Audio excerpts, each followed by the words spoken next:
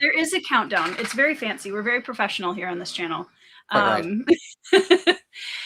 Hey, everybody. Welcome back to the channel. I'm Tori, and today, I almost said this evening because I'm so used to doing these Motley Crew chats in the evening, but today I invited someone who is actually closer to me now than you were a couple weeks ago, so it's less of a time jump.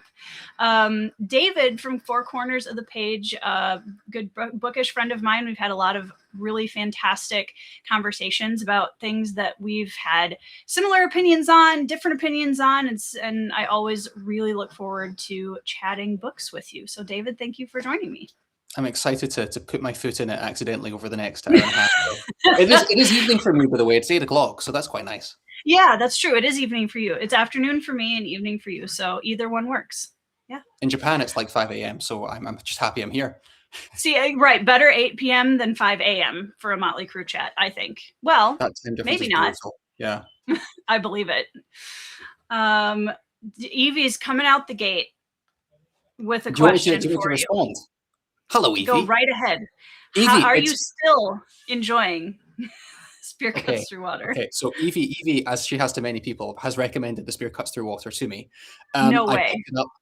Can you believe it? I picked can't. it up 7-8 months ago, and it's been languishing on a shelf, as many of my purchases do. And I thought I'd bring it to Scotland. I'm just here for a week. It's a very, very short trip.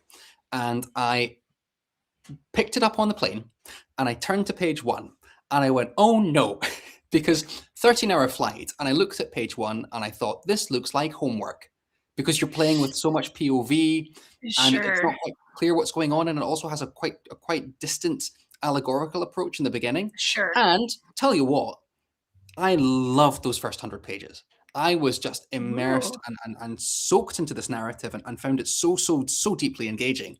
And then I messaged Evie to say, I'm loving this book. But the truth is, Evie, I have been jet lagged for the last 4 or 5 days. And I've only read like 60, 70 pages further. Not only am I jet lagged, I can handle jet lag. My 5-year-old boy is with me, and he is jet lagged, which means he wakes up at 2 in the morning to kind of just shove me a little bit and goes, it's time to go downstairs and play. I'm like, no, it's not.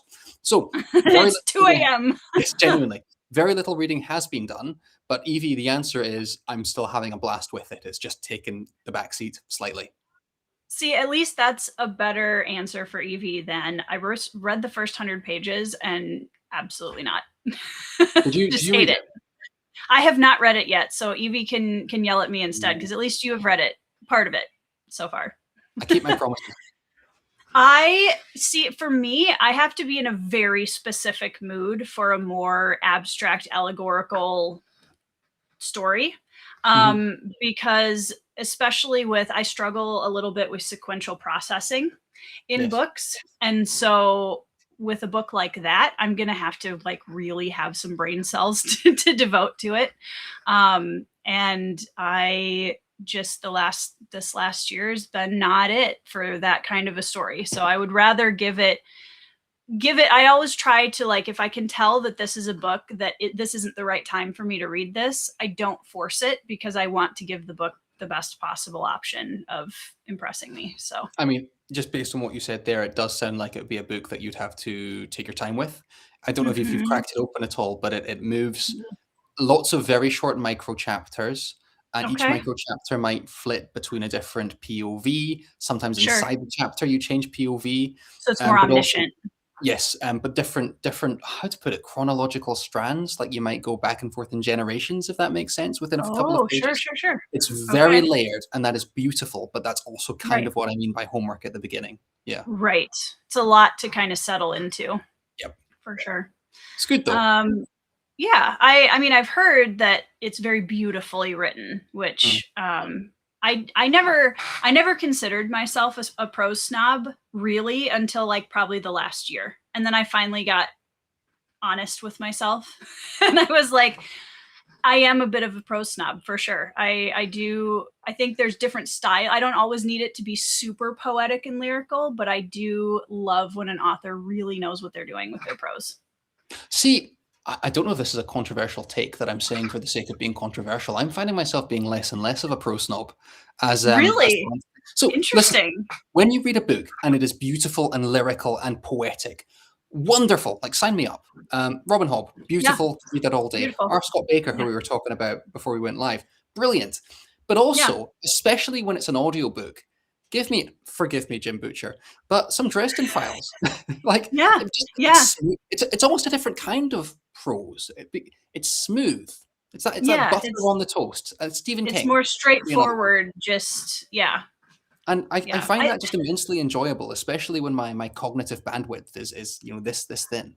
So I I think think there's that's something to be totally said for fair. both. And I think for me, I think where how I would maybe define my version of prose snobbery is I want it to match because I'm such a character person. I want it Mm. to match. So for example, like Harry Dresden is not a poetic, flowery, describe the sunsets kind of guy, right? No. He's pretty straightforward. He's very, and so for me, that kind of prose style fits him as a character. So I totally accept it. And I appreciate that Jim Butcher knows his character well enough to write the prose to reflect that versus something like, Lois McMaster Bujold's Curse of Shalion, where you Mhm. have this main character who's a mentor. He's very widely read. He's tutoring these royal children, and it's this very beautiful, lyrical, poetic prose. It fits the character Yes. that's leading us through the story. Yeah,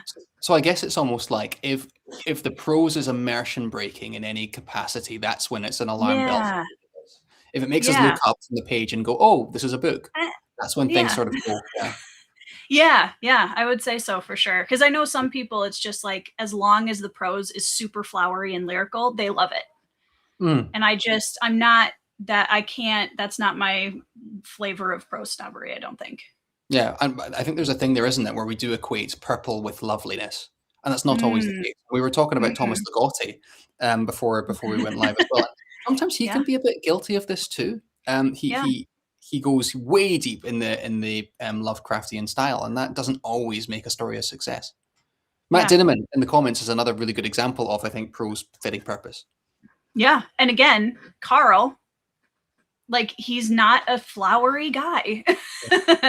Yeah, so I appreciate when the author knows their character and the tone of the story they're telling in a way that matches the prose they're using. When you're writing, Um, is yeah. that something that's consciously coming to mind for you?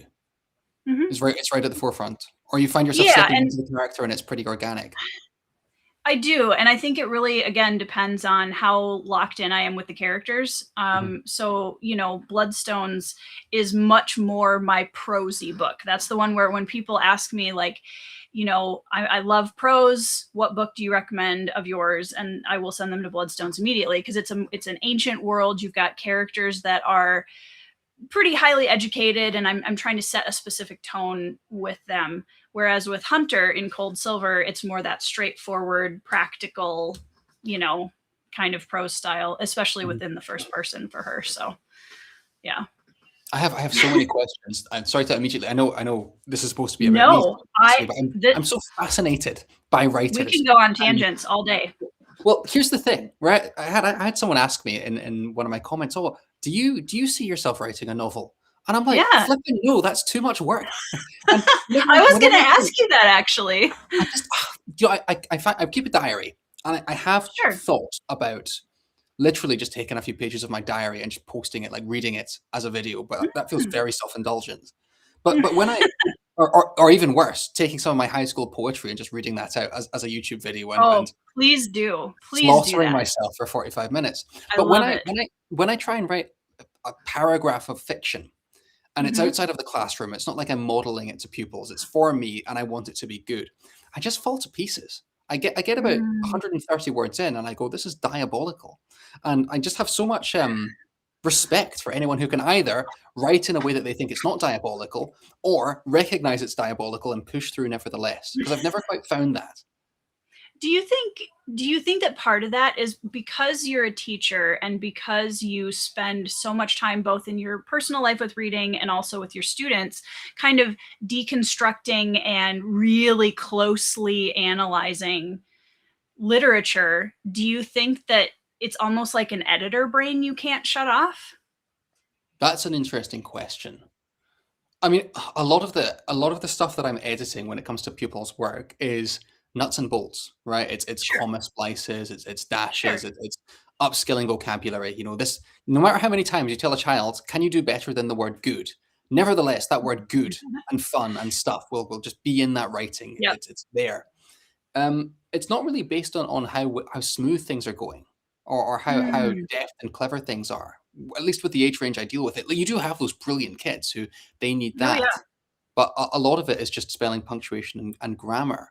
So I don't know. Maybe maybe Mhm. it's also just being a reader. I imagine. I mean, most writers are readers, like Yeah. 99% of them. But I also imagine it's just being familiar with just text and Right. holding myself up to that standard, and then quite naturally falling to the ground. I Yeah. don't know. But I mean, I think it's one of the reasons why when I'm working on specific books, especially my epic fantasy series, there are certain authors that I intentionally do not read while Mm, I'm writing interesting. because the imposter syndrome is heavier depending on so like I stay far away from Malazan when I'm writing epic fantasy. And I, as you know, have my qualms about certain things in Malazan too. So I don't see it as like the perfect fantasy series by any means. But there's enough in his writing style that's been hugely influential to me over the years that I don't want to even put the opportunity for comparison there at all Mhm. while I'm writing. So, What we need is a crate of one-star books that writers can yes, just pick up and flick through, yes, get inspired, and feel then just amazing. have at it. Yeah, Yeah. Wow, yeah, I'm so good at this. yeah. Yeah. When Well, I when mean, go on you ahead. go. Nope, See, go right ahead. now there's silence and it's awkward, Tori. Yeah, I know. We are two Western people with an awkward silence. What are we gonna do? I'm British, so I'm gonna constantly defer to you. No, I was just gonna ask, when you write yourself, regardless of whether Mm. you think if the writing session is going well or poorly, are you in that flow, or are you always kind of consciously aware and picking at sentences and moving piece by Yeah, piece? a little bit. I think I won't ever I'm not ever able to like completely turn that off. So a lot of writers will talk about doing like a zero draft where they Mhm. just flat, Yeah. where they just kind of word vomit, they get everything out on the page and then they go back and fix it. I have tried so many times to do that and I cannot. I I Yes. will I will completely trunk the book if I try to write that way because there is a part of me that's like if I don't I know I want to write this sentence in a better way and I have it's right there so I'm just going to give it a minute. I'm going to rework it because if I don't do it right now, I'm going to forget how I wanted it to sound. And Yes. so I kind of go through and as I'm drafting the initial book, I'm going back and I'm, you know, I picking at sentences and yeah. I used to do this thing in university where if I felt like I couldn't quite get a handle on what I was writing, I just have a big yellow highlight block of text saying, "Fill this in later." Do you ever Yeah, do that? yeah. Yeah. Oh yeah. I have so I'm drafting book 2 of Legends of Bruhai right now. Mm. And I got to the end of a chapter and I was like, I don't know where I want this to go right now. And I know it needs more, but I just don't know what to do with it. So I just put in giant red letters like add more here. That's future Tori's problem. Yeah. So I do that occasionally, and I'm way more free with that kind of stuff now than I even was 10 years ago.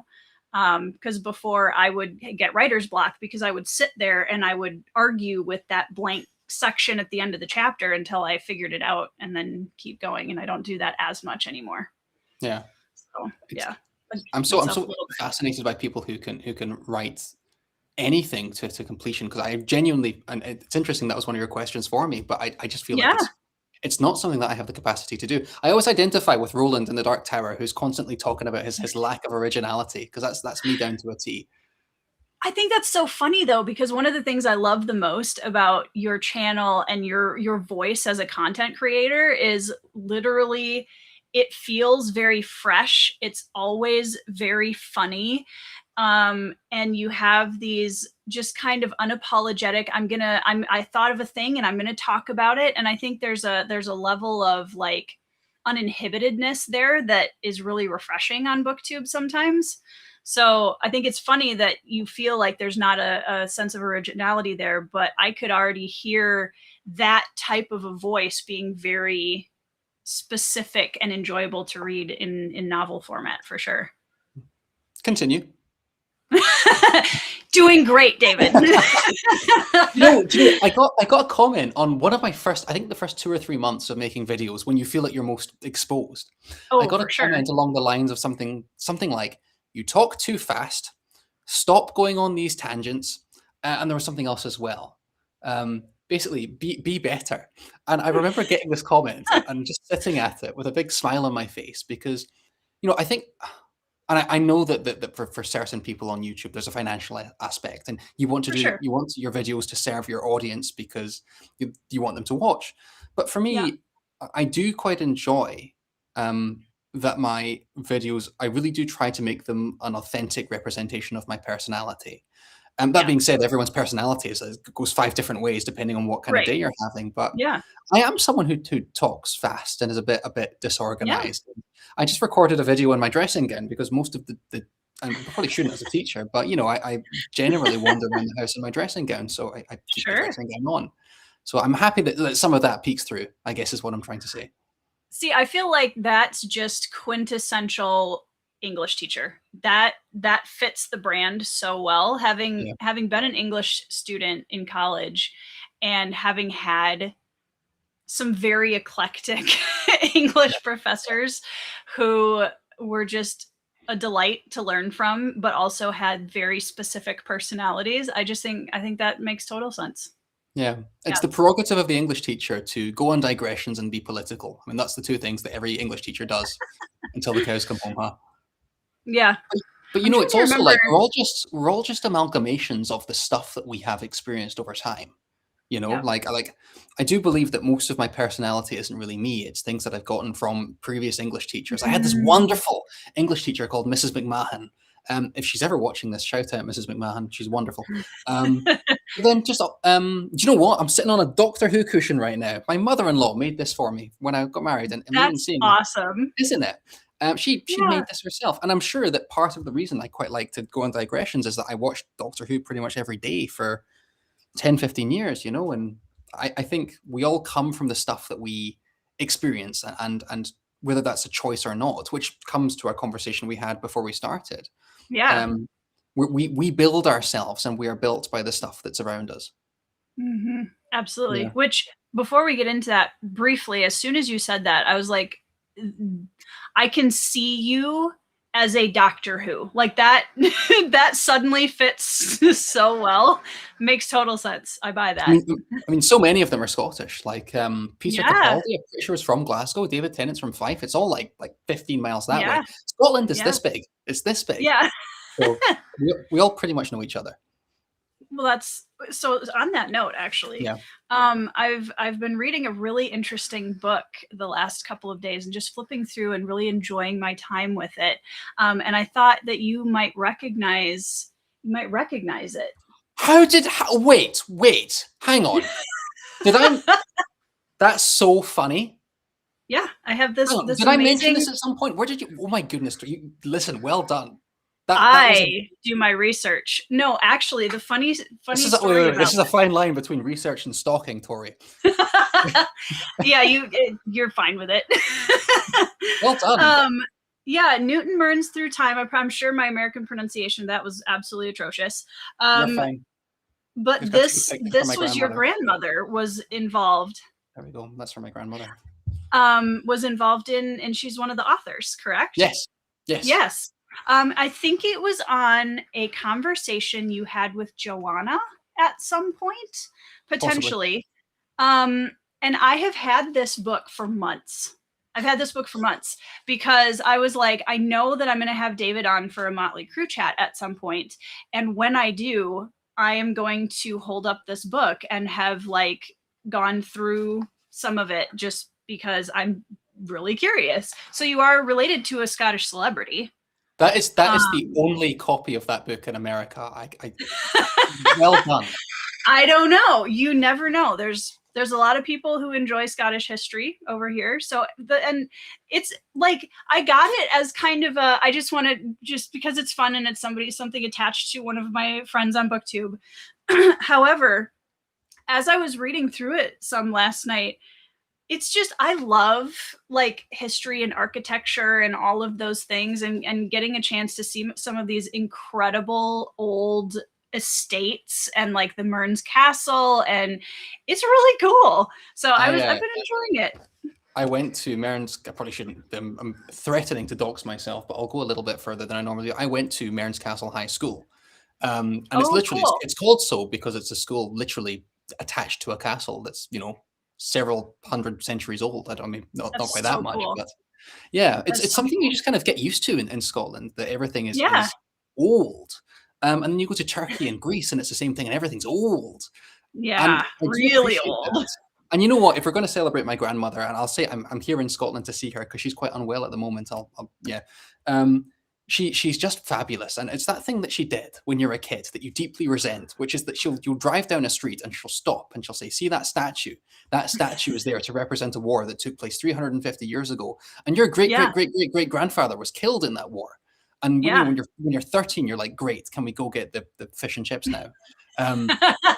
And it's only when you become older and you realize how cool that actually was. And my grandmother is just absolutely, like, she has lived in the south side of Glasgow her whole life, has no interest of going anywhere else. And she knows this place in every single street like a taxi driver. It is amazing. So well done finding that book. You've made my week. Yeah. I think it was on Amazon, if I'm being honest. I think that's where I found it. I'm pretty sure. Yeah, and I just thought it would be really fun to, because I love getting like little bits of history tied in with people I know on BookTube. So I own it. It is a proud part of my shelf. And I think that was kind of, no way. She gave it to us all for Christmas once, signed copies of her book, which is an absolutely baller move. Love that. Yeah, I respect that choice a lot. That's amazing.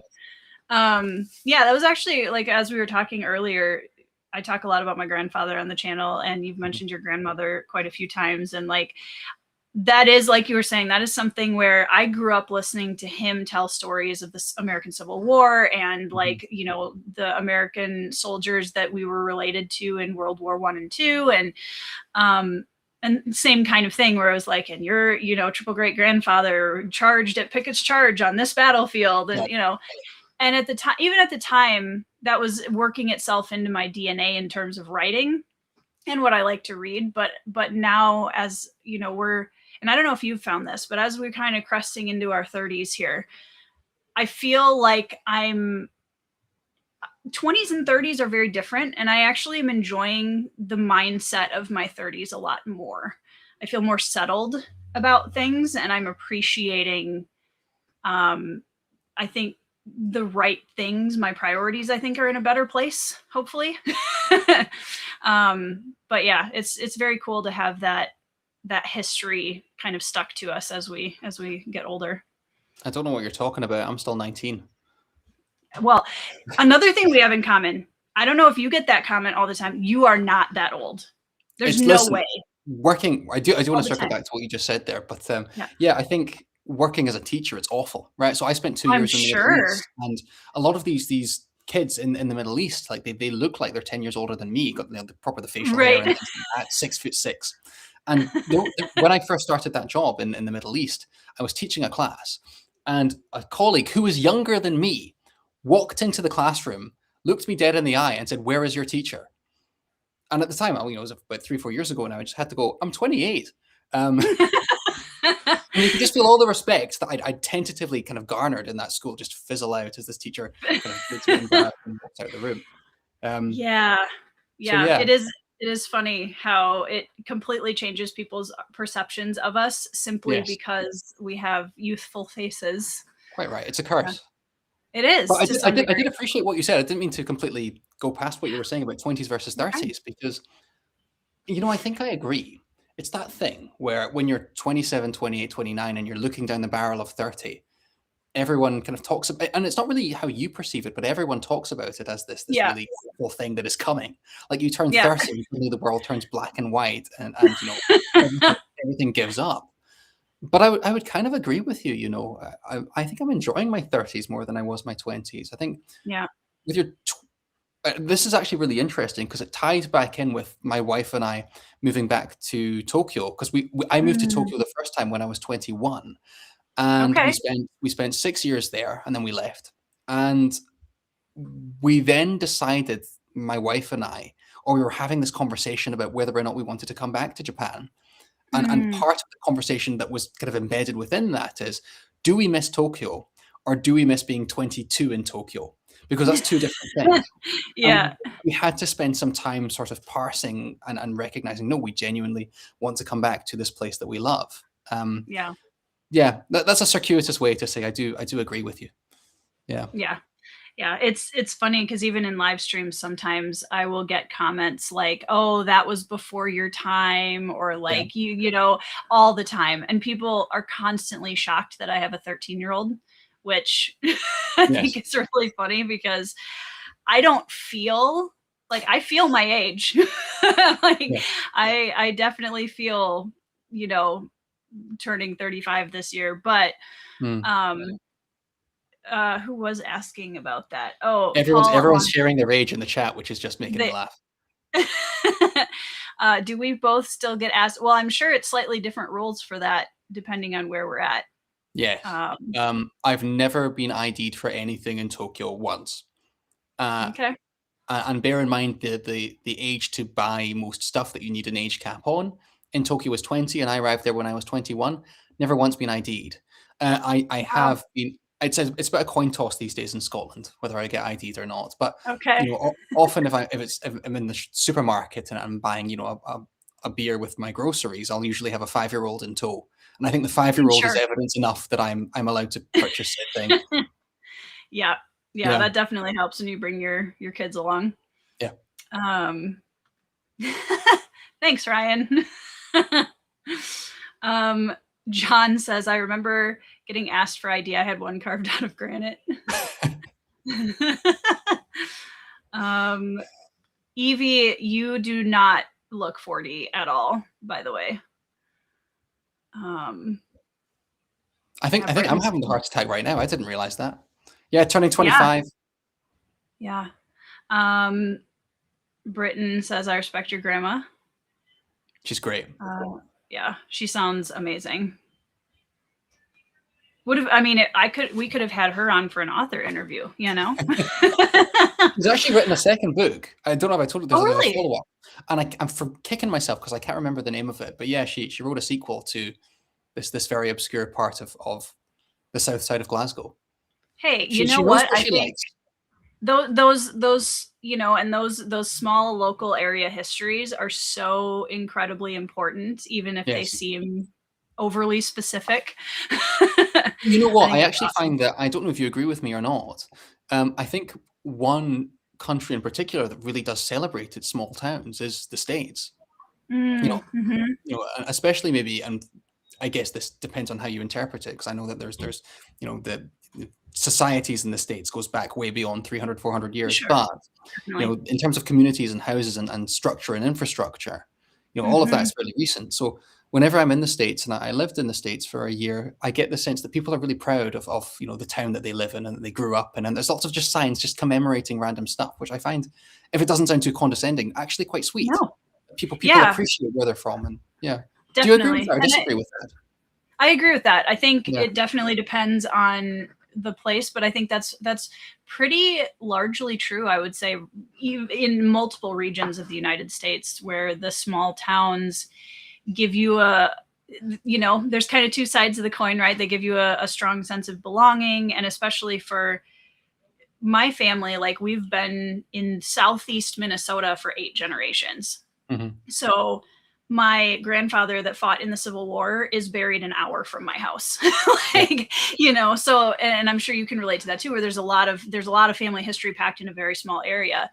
And I think that makes a big difference too. And also just because the small town folks are really scrappy. Like we're gonna carve something out of life, and we've built these, the place that we live, and we know everybody in town, and Mhm. sometimes that's not a great thing. But Yes. yeah, yeah. So there's, Certainly not for the gene pool. for sure. Yeah, for sure. I was Um, going to ask you what the best thing is about like being a Minnesotan is and living in Minnesota, but it sounds like you're going to say community and family. Yeah, I mean, family is a big one for me. I love the state as from a geography standpoint as well. I think Minnesota is a really beautiful state in terms of you can get so many different types of like how do I want to put that? You've got like the rural, beautiful rolling hills of the agriculture, and then when you go up north, you've got the North Shore, which is this beautiful stretch along Lake Superior with all these waterfalls and cliffs, and it's just beautiful. And I've always really loved the land itself, if that makes sense. But yeah, the community. I live in a small town, and I know all my neighbors, and this is a incredibly safe place to raise our kids, and like it's just everybody's no shade. Everybody's a little bit more down to earth, which is lovely for the most part. Calling a spade a spade. Yeah, exactly. Yeah. Everybody just I always laugh when I see TV shows or I meet people that like are grossed out by mud and bugs and like it's like, you come from a city, don't you? Yeah. I'll be back in 10 seconds. I'm just going to close that door. It'll be 2 seconds. Yeah, no problem. My husband Ben has the same problem. He also has a very youthful face. And when he has a beard, and if he ever shaves his beard, he looks, he loses a lot of age. So, question for you. Yes. If we're talking about geography and place. Yeah. If I were to present you with a blank plane ticket and said this plane ticket can take you anywhere for 10 days, 2 weeks, because we were speaking about this too before we went live. Yeah. Where do you go on that plane ticket? Only one. Yes, one country.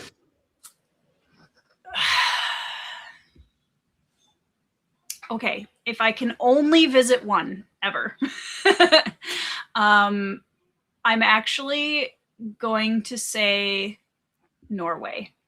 Oh, interesting. Because I want to visit so many beautiful countries, and a lot of them are closer to your neck of the woods in Japan. But my dad's side of the family has a very strong Nordic heritage and a Norwegian, like direct Norwegian descendants. And my dad has always wanted to go to Norway, and he has never gotten to. And I think getting to have that heritage experience with him would be like really, really special. So if I could only ever pick one, that would be my pick. I went for 2 days back in like 2018, and I had about $25 to my name. And my wife, and Norway, famously expensive, right? So we went into this burger place, hoping to have a burger, obviously. And we sit down and we look at the menu, and all we can order is like a plate of sliders, but not like a plate of sliders per person. We could order one plate of sliders for the table. Yeah, so we all sat down, and the guy came over. He's like, "What will you have?" And we're like, "The sliders." And he's like, "Okay." And we're like, "No, you don't understand. We want 3 tiny burgers." And the guy comes and just puts it at the table, and we all have like a coin-sized burger, and we leave. But it was a nice place, and had my wallet been more advantageous to that time, then I would have loved to spend more time there. Yeah, I would love to do one of those river cruises up through the fjords. Oh, and summer as well. You'll have an endless summer. Oh, it'd be amazing. Yeah, it'd be beautiful. Yeah. Hello, Derry. Derry's here to say hello. This is one of the downsides. Brad, totally agree. Yep. If something happens in a small town, pretty much everybody knows your business. We have the advantage of moving to a small town where I didn't grow up, so that helps. But yeah. So funny. Britain wants to go to the UK. UK's in the answers. Yeah. Brad says Scotland. Scotland is on my list as well. I would love to see Scotland. Guys, right, hang on. I need to tell you something. Okay, take Newton Mearns Through Time by my grandmother and throw it to one side, because the reality of Scotland, see that grey colour of the cover? That is the sky. That is the Scottish sky. That is Scotland on a good day. So whatever you think of these picturesque mountains and rolling hills and that luscious green colour that's also on the cover, no, you're basically walking into a black and white filter, and it's raining. Okay, and everyone's grumpy. but they all have sausage rolls. So that's what Scotland is really like, and you're more than welcome to come. But I think That just people sounds over delightful. mystify the place. Does that make sense? Definitely. Yeah. Yeah. I think let's see, what would I, as a clueless American, want to experience in Scotland? I think the culture of the people would be a big part of it. I used to do fiber arts and Okay. work with a lot of shepherds. So getting to see some of the farmland in Scotland would be really cool. The castles, obviously, Yeah. because we don't have those here, really. Yeah. So getting to go see some legitimate hundreds of centuries old castles would be super cool. Do you know what though? I like how Japan does a castle, and I don't mean Oh, aesthetically. I mean oh. in terms of how they treat it in relation to history. Because what Mm. Japan does, right? If you go to Hiroshima or Osaka or any of these places and you go and see their castle, it'll say this castle was built in 540 AD, but it was burned down in 700 AD and we had to rebuild it. And then it got destroyed in 900 AD and we had to build it again. But I mean, maybe I don't want to speak too much for Japanese culture, which I'm still very much a novice in, but it's almost like the concept of the castle is the castle Yeah. itself. And that the Yeah. 1500-year-old thing is still there. We just had to Yeah. rebuild it a few times, but it's still the same castle. And Well, I it's really kind of appreciate that. Yeah. that's kind of a cool take because it was worth rebuilding. Yes. You know what I mean? Like, that's cool. That is very cool. And so Hiroshima has a castle in it. It's really lovely, and Yeah. obviously it has not lasted the past century, For in sure. its current form. Yeah. Okay, Paul has a question for you. Yeah. I'm just looking at it now. What's with the roll on sausage? Why not just call one sausage roll and the other sausage sandwich? So there's two things, right? There's the sausage roll, which is the thing the meat is the pastry is baked on top of the meat, and there's a roll-in sausage, which is a sandwich. Yeah, it's like a bacon sandwich with sausage. So Yeah. why not call one sausage roll and the other sausage sandwich? Listen, I can go to the bakeries of Scotland and with the Martin Luther's Demand new answers. theses, the baking theses, and staple it to the door. I don't know. I've never really considered that before. My son came up to me yesterday and he was like, "Dad," I'm like, "Yeah." He's like, "Is a hot dog made of dogs?" I'm like, "No, it's made of pigs." And he's like, "Why don't we call it a hot pig?" And I'm like, "You're kind of right, but I can't really change it now." No, that's a And you know great what? question, though. I don't even want to Google and find out the answer. I'm just so tickled by the question by itself that I feel like any answer would deflate the question itself. Yeah. It's been really funny with my daughters are 10 and 8, and they're obviously, kind of getting into the deeper chapter book reading, and they're really kind of taking off a little bit more now. And my 10-year-old daughter has discovered the kind of the messiness of the English language. Yeah. And she's like, "Mom, this doesn't sound like it's spelled." And I'm Yes. like, "Welcome to English. I'm so sorry." And she gets really upset at our language for not making phonetic sense Yes. and not sticking to its own rules. And I'm like, you know what? At least you grew up with it. Like, I Yeah. feel so horrible for people that have to come in and try to learn English as a second, third, whatever language, because it's a mess. It's such a English is mess. just stitched together from like 6 It different is. sources. Yeah. And it's a Frankenstein language, and we're lucky because it sounds beautiful. I think we Yeah. sometimes don't appreciate how gorgeous English sounds when it's read aloud because we're so used to Yeah. it. But Yeah. yeah, absolutely. But as you were speaking, I was also thinking how rewarding it must be to see your children's kind of reading lives Oh, blossom. yeah. Yeah. My 'Cause son's I just suppose entering that, yeah, age 5. Yeah. Yeah. So I'm assuming you read with him a lot.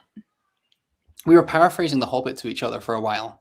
He couldn't quite Cute. get the story, but I'd scan the page and give him the gist and then the next page. Nice. He's very much he can now read sentences, but he's very much finger spaces. These two letters are special friends and they make new sounds, but we're still very much in the realm of phonics. But I want to hear more about your kind of chapter books and stuff like that, because that the phonics is unlocking the story, but your children, Right. it seems to be, are at the story now. What's that like? It's really cool. It's my my 10-year-old daughter has had a little bit, both my daughters have had a little bit of a harder time really like kind of clicking with reading, which has been a really interesting experience because it's almost night and day different from my son, who basically taught himself to read when he was like 6 or 7 and read Lord of the Rings by himself for the first time when he was like 10, you know? So it was really cool because we've really worked hard to preserve the love of story through that kind of little bit of a struggle to get the technical side of things down, because I never wanted it to be, this is technically difficult and I'm struggling with it, therefore I don't like reading or I don't like books. So we worked really hard to just, you know, read with them, do audiobooks, and really preserve that sense of love of storytelling. And like this technical aspect is just a tiny part of that. But my 10-year-old daughter is in her first real like chapter book series right now. And we had a moment the other night where she came running out of the room where she was reading to my husband and I when we were sitting on the couch. And she was so excited because she wanted to tell us about this part in the book that had just happened. And that's the first time that we've ever gotten to experience her having that moment. Yes. And I was a waterworks. I was like, because it was so cool to see her finally hit that point. And suddenly it was like that, you know, the heavens opened and all of a sudden she was like, oh my gosh, like, you know, so that was very, very special. Well, that's the same high that we chase as adults reading, right? I mean, we talk about wanting to discuss the themes and ideas and all this stuff, which we do, don't get me wrong. But ultimately, all we really want from our reading is to read something so magnificent that we have to run into the next room and tell someone and evangelize it. Yes. So it's so nice to hear that. And you know what? Those books that you feel like you have to run into the next room to discuss, I have 3 books off the top of my head I could talk to you about right now. I was just going to ask you, so do you. Which one? Yeah. Okay, so what is okay, what was how about this way? I'll put it this way. What was the last book you read that made you feel like that? It's like, I need to tell somebody about this right now. That's I love a trickier so question. Do you know I ask hard questions here. I know. I'm gonna give an example. And listen, I know that book 3 of Dungeon Crawler Carl was not to your taste, which is fine. But I like aspects of it. I did. I promise. Yes. But book 5, I'm not even suggesting you continue, but there's a couple of sections in book 5 that are not necessarily plot, but they're character and emotional beats. That made me just want to stop and sit down on a bench and cry silently for a certain character and the way they talked about their own feelings. And I guess that's one aspect of it. I think another one is Malazan, and I can't really talk about it because it's book 8. But there was a moment in Malazan book 8 where I literally went to my brother, who had not yet read Malazan at this point and isn't even a reader. And I said, listen, I now need to tell you about 8,000 pages of story just to explain to you what just happened. And everyone who has read book 8 of Malazan will probably know what I'm talking about. But again, we search for these moments. And I can totally understand how joyous that is as a parent to see that in your child's eyes. Yeah, to see it. What is it? What about you? The last book, oh goodness. The last book I read. Your shelves can't help you. No, they can't. I would say, ironically, it's actually probably one that I read this last month. In terms of a joyous response, I had one. I read Black Sun Rising by C.S. Friedman, and it was one that I'm still thinking about, and it's still like resonating and kind of kicking around in there. But in terms of like just a joyous response, I actually read a Korean graphic novel this month called Your Letter by Hyun A. Cho, and this. I think I read it, like we were talking about before we went live. I read a lot of like heavier fantasy, epic, military, all of these things, right? And this was I needed this. This was like a little shot of joy in the midst of all of the heavy things that I read. And it was so sweet. And a lot of books like this kind of start with, you know, there's a school situation where there's a little bit of bullying and our main character's going through it and all this stuff. It didn't dwell on that very long though. And I think the first of all, the artwork is absolutely beautiful, and it's so sweet and so wholesome. I loved it. I just loved it. And it was a reminder that I do still really like joyous, wholesome fiction. So that was good. For I sure. think as well, it's I'm trying to think of the best way to phrase this. I'm not even sure I fully believe this, but one thing I wrote down in my notes app one day is especially men. I think men need more whimsy. And I know that you're not necessarily talking about whimsy in that particular case, but joy and lightheartedness. When so many books coming out these days are dark and emphasizing darkness, and again, that's something we touched upon previously. Just capturing it and embracing that joy and recognizing that joy in text is equally as significant and weighty as some of these more dark thoughts. Is something to be celebrated itself. Have you read Nimona by N.D. Stevenson? No, I have not. I have heard of it, though. I know of it.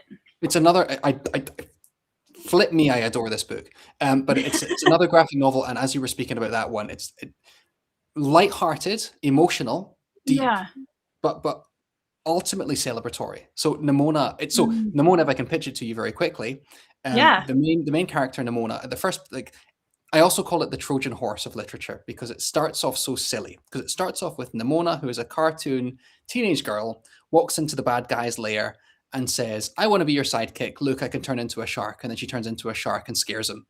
And that's how the story starts. And it continues in the first kind of 50, 100 pages in that sort of silly mode.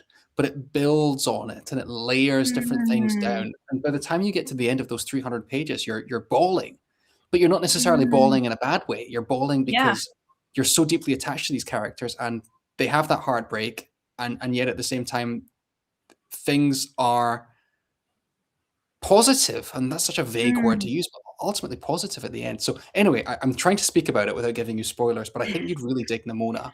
And in fact, it's the only book I've ever recommended that everyone has said has been a hit. So I'll say that too. Oh, yeah. Well, I actually think now that you mentioned that, I'm pretty sure that I have that at my local library. I'm pretty sure they have it. So I will have to grab that, I think. Let me know. I will definitely let you know. Yeah. Delightful, great word. Delightful is a great word. Yeah. Yeah. My dear friend Casey is bundled up watching us, very sick today. Casey, I hope you're feeling better. Derry says, I think one of the reasons that sport is such a quote unquote boy thing is that men lose acceptance of play. That's interesting. Yeah. Kind of goes along with that idea of you oftentimes asked to present such a stalwart, stoic kind of facade to the world. I think even I'm thinking of video games, right? Like we don't. What's a video game story called? It's called a campaign. Something that you have to soldier through and claim victory over, rather than something that is inherently to be enjoyed. Right. Yeah. That was very wise. Someone tell me a year from now that I said that. I'm going to be very proud of myself. We'll clip it. We'll do a YouTube short. So one of the things I had on here, and I want to come back to the dark versus joyful or delightful, wholesome, whatever you want to call it, fiction, because we kind of were touching on that a little bit at the beginning before we went live. But since you brought up video games, yes, I do want to talk, because we've talked briefly about a couple of video games in our Voxer chat between the two of us and with Joanna. And I was watching your, is it the Confusing Books video where you very briefly mentioned Ratchet and Clank? Oh, I love Ratchet and Clank. So that was one of my favorite games in college that kept me sane during part of college. And I don't even remember which Ratchet and Clank it was, to be honest. But we've also talked about Red Dead Redemption, and I'm curious if I want to dig in a little bit to video games as a storytelling medium, and what kinds of stories do you find yourself drawn to in video games? Is it similar or dissimilar to what you look for in books? That's so interesting. What a good question. Right. First thing I'll say is I don't really play. I don't really play new games anymore. Mm, This is something I'm realizing. I do read. Most of my reads are not rereads. They're fresh reads. But with sure. video games, I tend to have the old favorites, and I tend to kind of circulate back and forth on them. Yeah. Part of that is that my eyes are wonky. I don't have great eyesight, and staring at a TV, especially like a brilliantly lit, crisp 4K, TV, Mm, is a little bit challenging for me. yeah. And I'm also having my wee Steam Deck in front of me. But I think it's more. There's more to it than that. Um, I've always been attracted to, and I know I'm not alone in this whatsoever, the open world game. Yeah, And different kinds of games have different strengths and weaknesses, right? I don't think there's anything for wrong sure. with a very linear game that you just plow on through to the end and you follow the story beat by beat. I mean, trying to think of some examples. BioShock, one of the kind of Mm, a game from about 2006, tells a really brilliant story, and you're pretty much on rails with some caveats there the whole time, and it's brilliantly told. But for me, and you also have open world games that are intensely narratively driven, right. but are open world, like The Witcher, Witcher 3, and Sure. Red Dead 2, which I do think is just one of the best stories and one of the best character stories, full stop. Yeah. Um, but for me, I've I think my love of video games potentially ties into more of my love of travel than my love of story. Oh, that's Because interesting. I just always enjoyed seeing new places and seeing what's over the next Sure. hill. Yeah. And also kind of just inventing my own story as I go. So I think we often talk about sandbox games as opposed Yeah. to open world games, right? And I think that's an Yeah. important distinction because when we talk about sandbox games, I think the emphasis there has to be on what a sandbox is, right? It's you making stuff out of the dirt. And with a Hmm. game like Skyrim, for example, or Oblivion, I used to play Oblivion. I had like several Oh, hundred yeah. hours in Oh, yeah. Oblivion. Yeah. Same. Oh, let's just talk about Oblivion for the next hour. We Um, 100%. oh my god! But Oblivion really captures all of these things. It's got a pretty okay Yeah. story. You feel like you're discovering it organically, which is very important. But also, Right. it has that beautiful sandbox thing of I am just going to invent my own story. I'm going to see if I can go to Shadenhall and parkour from one side of the city to the other. Why not? Yeah. Or I'm going to Why not? collect. I'm going to collect every single melon in this game, and I'm going to see if I can stack the melons in such a way that I can then go bowling with them. And for Yeah. me, that is also a really lovely part of open world video games. And so, if I'm trying to take this whole, past several minutes of verbiage and tie it all together, I like open world games because they give you all of those opportunities. They give you that really Right. thorough, beautiful story. I'll be honest, Red Dead Redemption 2 makes me cry. Not made me Mm, cry. I can load up those final couple of scenes and I'll just bawl. right. You also have that ability to discover stuff that feels organic, even if it is not organic. But Hmm. also, I just enjoy mucking around, and I think that really reflects my love of travel and the idea that when I go to a new country or a new city, and I just what's around the next corner, or what will happen if I walk into that shop, Yeah. is also why I love video games. Yeah. That's a How's that for really an good answer? point. Excellent. I hadn't really ever thought about the connection between that enjoying travel and seeing new places as kind of a catalyst for why video games are it is it's a books allow us to do that too, but video games visually allow us to travel into new places without leaving our house, which sometimes we don't have that option. Yes, So yes. yeah. I mean, Oblivion is the best example of this, right? You come out of the Mhm. sewers, and Yeah, you have a bridge in front of you, but basically you're at the center of a circle, and you can go in any direction. But interestingly enough, in Oblivion, what does every single person do? They jump off the pier. of course. That's what we all do, because again, and that maybe comes into that it's your choice versus what the developer is very much pushing you into. I'm a Right. huge fan as well of old school RuneScape, Oh, and I never played, but I have a lot of friends who did. don't. It's basically you clicking on stuff like you just make whatever you just fish for 20 hours. It's kind of an audiobook thing for me. It is Yeah. the most grindy game ever, right? I Well, played Fate, yeah, which was very yeah, similar. yeah. Very You just similar. takes you like a week to level up. But what Yeah. I'll tend to do is if I have an audiobook like Dungeon Crawler Carl or Stephen King or Jim Butcher, something that doesn't require a very heavy cognitive load, is I'll just fish in old school RuneScape and I'll have a little snack or something by my side and I'll listen to a book, and that Yeah. allows me to get a bit of extra reading done. Yeah. Yeah. Yeah. And it's But also a kind of a cozy experience when you're just sitting there with your character yeah. fishing. So Yeah. Yeah. What video games? 'Cause I know you play games as well. I do. What So sparked them in your mind? oh man, I when I was younger, it was all PC games for the most part, and then I got hooked on PlayStation. Mhm. So some of my early games, we're gonna go way back. My mom had a like little joystick console that had Pac-Man, Dig Dug, and Galaga on it. And like I kick butt at Dig Dug, just saying. If anybody, if you know, you know. But after that, when I got into some of the PC games, I played OG Guild Wars quite a bit. And Eye of the North is my favorite Guild Wars expansion. Not to get super nerdy, but once I started getting into the PlayStation console, the Star Wars Racer Revenge, the pod racer, was like that was really what made me fall in love with video games outside of my PC. And then my favorite game of all time is Shadow of the Colossus. Oh, lovely. Hands down. Hands Yeah. down. Loved Oblivion.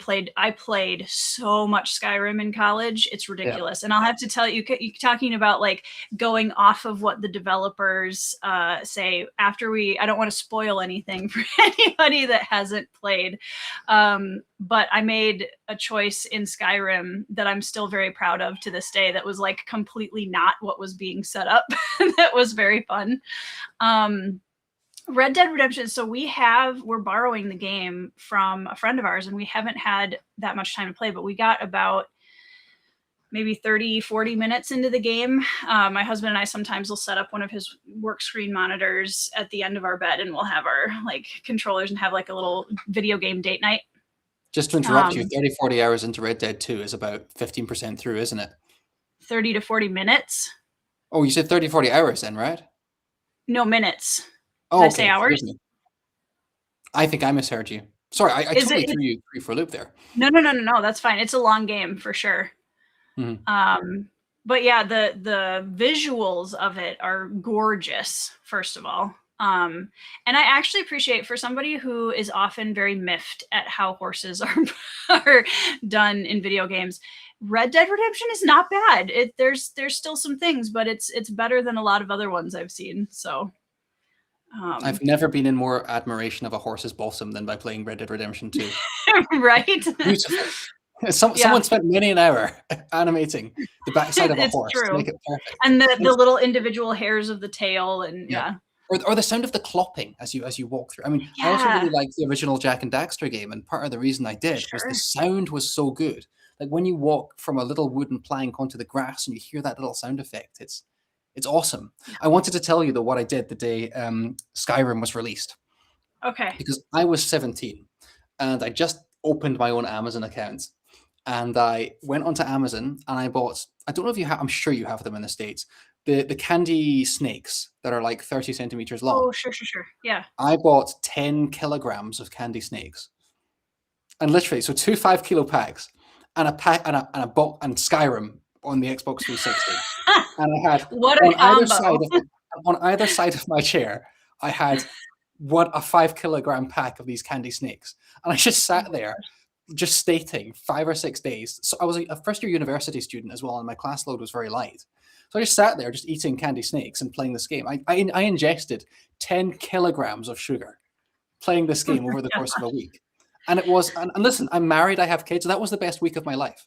It was brilliant. And I think this is important. And I know that we've been basically talking about everything except books, but I think that's all right. Like story in video games is something that I feel like is getting increasing attention. And I imagine it'll be being taught in some colleges now, and definitely will be taught if it's not now. For sure.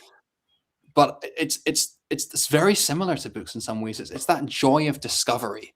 And whether that's a writer making you go, wow, and running into parents' room to celebrate what you've just read, or whether it's coming around a corner and you know, finishing off this quest that you didn't know you'd started. Yeah. And that's, yeah. No, just to clarify, I didn't have kids in college, Britain. I now do. I did have my son when I was doing my master's degree, and that was a bit of a challenge. So yeah. No wonder you have so much energy, David. You still have the sugar from those candy snakes in your veins. Every time I go to the States, I cannot help but go to Walmart and buy a massive bag of those Swedish fish. Oh, They're those aren't so even. good. They're so There's good. so many better candies, though, David. Like what? I Okay, challenge you. so I'm pretty much completely no sugar now because of some health stuff. But Mhm. my Achilles heel is Sour Patch Kids. I love sour sweet Oh, combo. Sour So Patch Kids good. watermelon. Oh See, but they're no. not the blue raspberry ones. The Okay. blue raspberry, like can you beat blue raspberry in anything? Questionable. I don't know. So that's your final answer. You lock it in. I would say that one for sure. Yeah, if we're talking like chewy gummy candies, for sure we're gonna go with Sour Patch Kids. Yeah, definitely. It's one thing that Japan doesn't have too much, I think, is good candy. They've got a million flavors of Really? potato chip. Really? That Milk flavored surprises me, actually. milk flavored potato chip is the one that yeah. The other one, right, one time I took my mom. My mom came to Japan, and I took her to the top of Skytree, which is the tallest building in Tokyo and in Japan. And we had an ice cream, and we thought it was vanilla. It was vinegar and vanilla ice cream, so that was very disheartening. There was another time when I thought I'd bought a lemon flavored ice cream, and it turned out to be sweet corn ice cream with real nuggets of sweet corn. Like, yeah, the weird flavor stuff is real over there, man. Why? It's like Novelty. I feel very unsettled by this. Yeah. So anyway, Especially, I don't know, like I've come from a place where like sweet corn and potatoes are like kind of religious over here. So well, now you can have them in ice cream form, and it's all great. I don't know. That's so weird. Yeah. Um, I think I've upset some people in Caramellos, the chat. What are you caramellos? know, yeah, those What are they? are they're little chocolate spheres with caramel in the middle. Those are I'm quite looking them good. up now. Oh yeah, they're good. Okay. Yeah, Evie likes the Sour Patch Kids too. See, it's good stuff. I Ryan, I don't know if we can be friends anymore. Blue raspberry is the superior candy flavor. This is my real controversial booktube opinions over here is my food opinions, because I have some serious food opinions that people really get upset with me for over here. Go Like, on. I don't believe that peanut butter and chocolate belong together. It's too much in the mouth. Thank It you. becomes cement. Yes. Yes, Totally agreed. agree. Agreed. Yes. It's too much. Oh my goodness, I'm not alone. Yeah. Yes, I It found sounds good in somebody. principle, but if you have anything more than like 10 grams worth, it becomes mush, paste, Yeah. cement. Yeah, and it's just not fun to eat and it doesn't taste great. Okay, so let's jump back into, we were gabbing about this a little bit before we went live, and I think it's a really interesting topic, especially in light of some of the videos that you've been making lately about Legati. And you tend to, like, from what I've noticed, is a lot of the books that you talk about that are outside the kind of like the Dungeon Crawl fantasy kind of sphere are very, from my perspective, almost like kind of abstract and more that kind of like dark literary kind of tone. I don't know if that would be fair to say. And one of the things that I keep talking about or thinking about a lot recently, and you bring up in your Legati video, is darker content and how we relate to it, either positively or negatively. And I'm curious, because we kind of touched on it, but I want to dig in a little further into, for you, what's the difference between dark, heavy content, whatever category it falls into, that's handled like in a more insightful or responsible way, versus when does it become gratuitous or flippant or that kind of thing? Can I flip this question back on you first of all? How did you? Uh-oh. Well, we've already had this conversation a little bit, so we kind of know Yeah, where, yeah, yeah. we can hide it from the audience. But Yeah. how did you find that Ligotti video? And I don't mean the quality of the video, because I'm excellent, but the actual quotes from Ligotti that I was giving you in my presentation of Ligotti. As you were watching that, what was going on in your mind? So I found it. I searched Four Corners of the Page on YouTube, and it was the first video that came up. So that's how I found it. So everybody else who wants to also find the video should go down in the description box and click the link to David's channel and give a subscribe. That was super smooth. I'm proud of myself. Flash that notification bell. Sorry. Yep. I can't do the like and subscribe thing with a straight face. I've never said it, and it's not because I don't like. I like people to watch me. I just can't say it without I think doing this. I'm better at it now, 6 years in, than I was at the beginning. But I don't do it in every video. I do it if I remember, and otherwise I don't really care.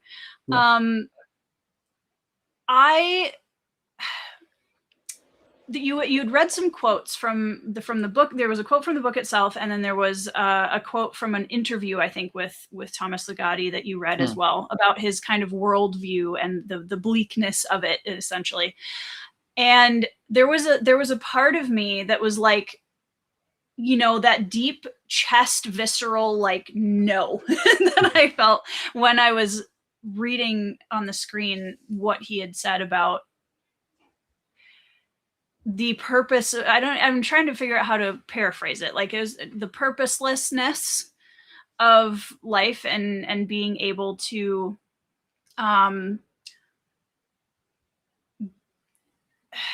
be horrified by horror as almost like well, I don't know. You're probably gonna, because you've actually read him, so you'll probably be able to paraphrase this better. But it was such a bleak outlook, and so like I'm not just gonna face the darkness. I don't mind facing the darkness. I think what I don't like is when I'm like, the darkness is there and I'm gonna jump into it and I'm gonna revel in it. You know what I mean? And it almost felt like he was that direction, and that always kind of unsettles me a bit.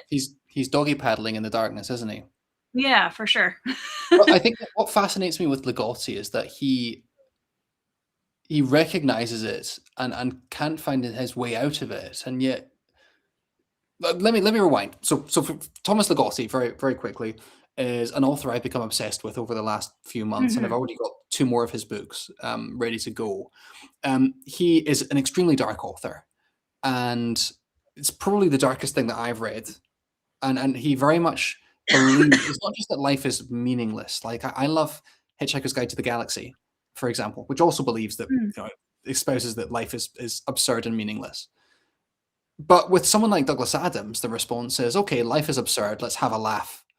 Whereas with Ligotti, life is meaningless and also suffering, and there's not really any point to any of this. And to be honest, we shouldn't have kids, because all that's going to happen is they're going to suffer too.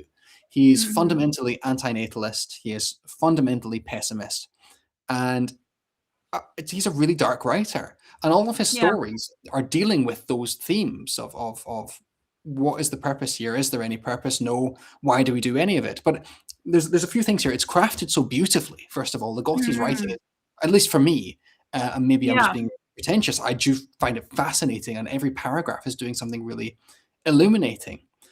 But I also think, and maybe this is getting to the heart of your question, and it's also why I bounced it back on you, as someone who does not have that worldview that Ligotti has, as someone who vaguely optimistic as a human being, I do find myself drawn to these dark stories. I find myself intrigued by writers whose outlook is different from mine, but also outlooks that are, quite frankly, pessimistic.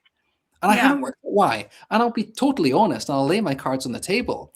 I'm not even sure it's a good thing to be doing. I mean, we were speaking, I mean, you said the word gratuitous, and part of me thinks actually vaguely pornographic. By reveling in this darkness, is it good to put yourself in that headspace? I mean, you could argue that it's good because you are examining critically the lens through which other people see the world, but also it's like looking at a car crash as you drive past, potentially, is the analogy I used previously. When everyone turns their heads to look at something awful, are we doing something harmful to ourselves in so doing? So I guess I continue to read dark books, and switching to fantasy. One series I've really loved this last year is R. Scott Baker, and R. Right. Scott Baker and Thomas Ligotti have a Very flip dark. ton in common. So I do find myself, I don't really have any answers, just a whole lot of words to say that Yeah. I'm very intrigued by these writers. I think I will continue to be, but I'm also monitoring how much is too much, both in terms of how many pages is too many pages and how much content on the pages is too gratuitous. Right. What do you think? Yeah, and yeah, for sure. I think even like reading a lot of heavier, darker fantasy books, I've noticed that I will get to a point where I'm like, something in my brain says I need something like your letter. I need to like put down these, like I don't know that I could ever read Malazan back to back to back. You know, like I just don't know if I could do that and have it be a positive experience for my mental health. And I think it is a really interesting question of like, yes, looking at worldviews that are not our own, which I also think is healthy and important. And I think there's a difference between examining those worldviews and you know, trying to understand those worldviews or how somebody might come to have them without like immersing yourself and letting it be almost consuming, because I think that's very easy to do. I think it's very easy to get kind of locked in to Yes. those analyses to a point where it kind of bleeds into your reality a little bit too much. And you know what? So Sorry, just to interrupt very no, quickly. go for it. I said about an hour ago, I very much believe we are an amalgamation of the things that we consume, and I am Absolutely. consuming pretty. Yeah. Don't want to say heinous is wrong, but pretty heavy stuff. Yeah. Am I imbibing into myself? And it's interesting. We're using lots of language of immersion and going under the surface. Lots of kind of implicit water imagery going on Yeah. here. Yeah. Am I imbibing something and therefore fundamentally changing part of myself by going down this rabbit hole too much? But sorry, I Yeah. cut you off. No, I think that's a great point. I think, and I always wonder, because one of the things that I'm as I mentioned, I'm going to try and do a video, and it's gonna be a good old like just ramble. I have thoughts on this video about the level of the pattern, I should say, that I have seen, where oftentimes people will in the book community will equate deep and thematic and raw and honest portrayals of humanity with books that do really go farther into that dark content. There's more on page explicit insert whatever here, you know, whether that's violence or abuse or um, anything like that. And that somehow equals, for a lot of people, even if it's subconscious, you can see it in the way it's being reviewed, that it's because it does those things that then it is considered deep and thematic and honest. It's a more honest, realistic portrayal of humanity, and I'm getting increasingly bothered by that pattern the longer I read and the more I'm around it, I think. It's so interesting. And before I respond, I want to say I see that Derry and Britton are having a wee conversation in the comments, and I want to just say Yes. very quickly, you both are fabulous. I like you both very much. I know that we're talking about heavy stuff right now, Derry, but I just like to take this opportunity while you are staring at my face to say that I think you both are magnificent. So there we go. Second of all, I think you're right to some extent, Tori. I think you're right, full stop. But it's interesting, isn't it? Because a lot of these things that are being represented by these authors are, unfortunately, representations of humanity. Yeah. But also at the same time, us having a chat and being in community with each other and the people in the comments is a true representation of humanity. I don't think we're doing something Definitely. and actually masking all our awful motivations under the surface. This feels very Yeah. genuine. Yeah. Um, Yeah. and sitting down for dinner with your loved ones is a genuine Yeah. representation of humanity, and a kind word to a stranger on the street is also a true representation of humanity. Right. And I think you're right. If I'm understanding you correctly, that there is an imbalance there that you feel that needs to be corrected a little bit. Would that be fair? Yeah, I think I always tend to, I think, resonate most deeply with the books that show the layers, if that makes sense. That and this goes to, I tend to have a more kind of noble dark approach to both my writing and reading. That's, the world is a dark, horrible, awful, broken place, and also we can still fight for that meaning, purpose, and the joy that we can still find in it. So I think keeping that as kind of a central focal point. I love stories where there is darkness and the characters are going through really hard things, and also it shows the layers that, like, there are other things. There is the moment where you have a kind moment with a stranger. There is the joy of seeing your child take their first steps. Like, those things all exist all at the same time. And I think that dichotomy is one of the hardest parts of humanity, of how do we handle these two extremes and survive it. As you're talking, I'm now thinking of kind of resolution of stories and endings of stories. If you Mm. finished a text that was fundamentally hopeless, Mhm. would that be something that would give you a negative impression of the book or the series overall? Yes. Interesting. Yeah. Which is Yeah. the difference between something like Malazan and something like R. Scott Baker, because Malazan is Right. very much, there is that noble dark element at the end of pretty Right. much every book. Right. And that is absent in Baker, and that's certainly absent in Ligotti. And that's one of the reasons why I enjoy listening to people discuss Baker. Mhm. I don't think he's an author I will ever read, because I already know that, like, and I think because I throw myself so wholeheartedly emotionally into the books that I read, Mhm. I become a less fun person to be around if I am reading a book that is just so bleak and, like, dark, and there's nothing hopeful anywhere. It does bleed into my daily life, and so I'm very careful to just recognize, like, yep, that is what this author is trying to say. He's got all of these things that he's exploring through his work, and that's neither here nor there. But I know for me personally, it's not something I want to step into. That's so interesting. I don't really think, maybe this makes me sound a bit emotionally not all there, but when I put a book down, I don't tend to have it impact me. I'm fairly Mm, able to separate it and then move on with my day. But I completely understand what you're saying, right? Like, if a book yeah, is going to then temper how I see the next 12 right, hours, why spend that the morning with a book that's going to sully the rest of my morning right, into evening? I'm with you. yeah. And Yeah. I mean, it depends on the book, because not all books emotionally hook me. So it's a question of, like, if the book is going to emotionally hook me, then I have to be careful, like, how much is this going to affect me? Because there are plenty of books that I can read that don't hook me emotionally the same way. Mhm. That I'm not going to, like, be carrying that depression with me into the next few days. Yeah. Um, but yeah, Joanna has told me multiple times that Baker is not going to be for me, and I'm in total agreement at this point, which is fine. Yeah.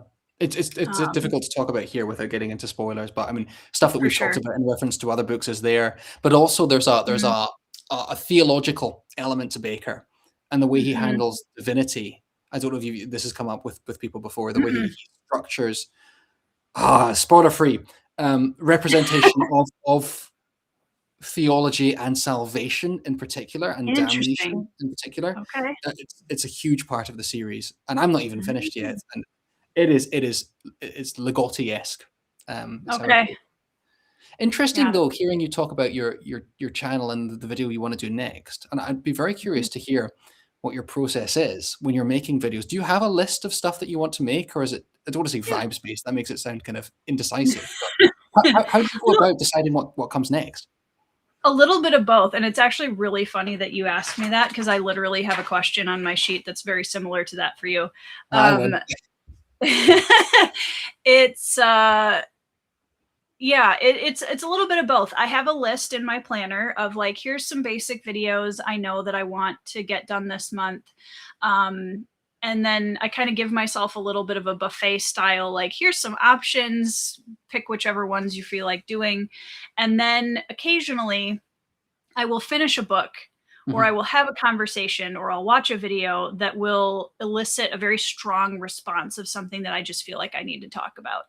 And if that's the case, I will sit down and ramble for a bit, and then I post it. And those are always the videos that go crazy, despite the fact that I was like just sat down and started talking, which is always very interesting to me. But yeah, it's kind of a little bit of both. I have my, regular content kind of stuff that I try to do every month, and then I leave some flexibility for topics that just pop up and sound interesting to me in the moment. So can I ask a really boring question that no one else will find interesting? Sure. How do you schedule time for making videos? Do you have like this is my listen? We've been speaking about our children and various responsibilities. Oh yeah. For me, it's like, right, the children are down or the children are out. Camera, tripod, 45 minutes, verbiage, and then later on I'll see if it's worthwhile. Right. I'm curious how that process is for you. Yours are older, I guess.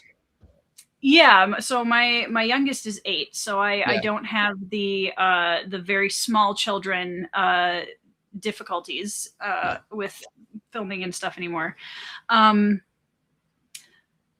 Honestly, it really depends on my energy level. So with Hashimoto's disease, I deal with a lot of very strong chronic fatigue. And so it depends on the day. There will be a day where I'm like, okay, I really should film today to get videos for, the rest of this week or whatever. And if I don't want to come on camera and be like, just, okay, guys, like, I'm here, like I don't feel good filming like that. And so I do tend to try to find the day of the week where I wake up and I'm like, oh, I actually have some good energy today. Quick, sit down and film like three videos while I have it. So that's kind of it's very chaotic still. It's not consistent by any means. Yeah.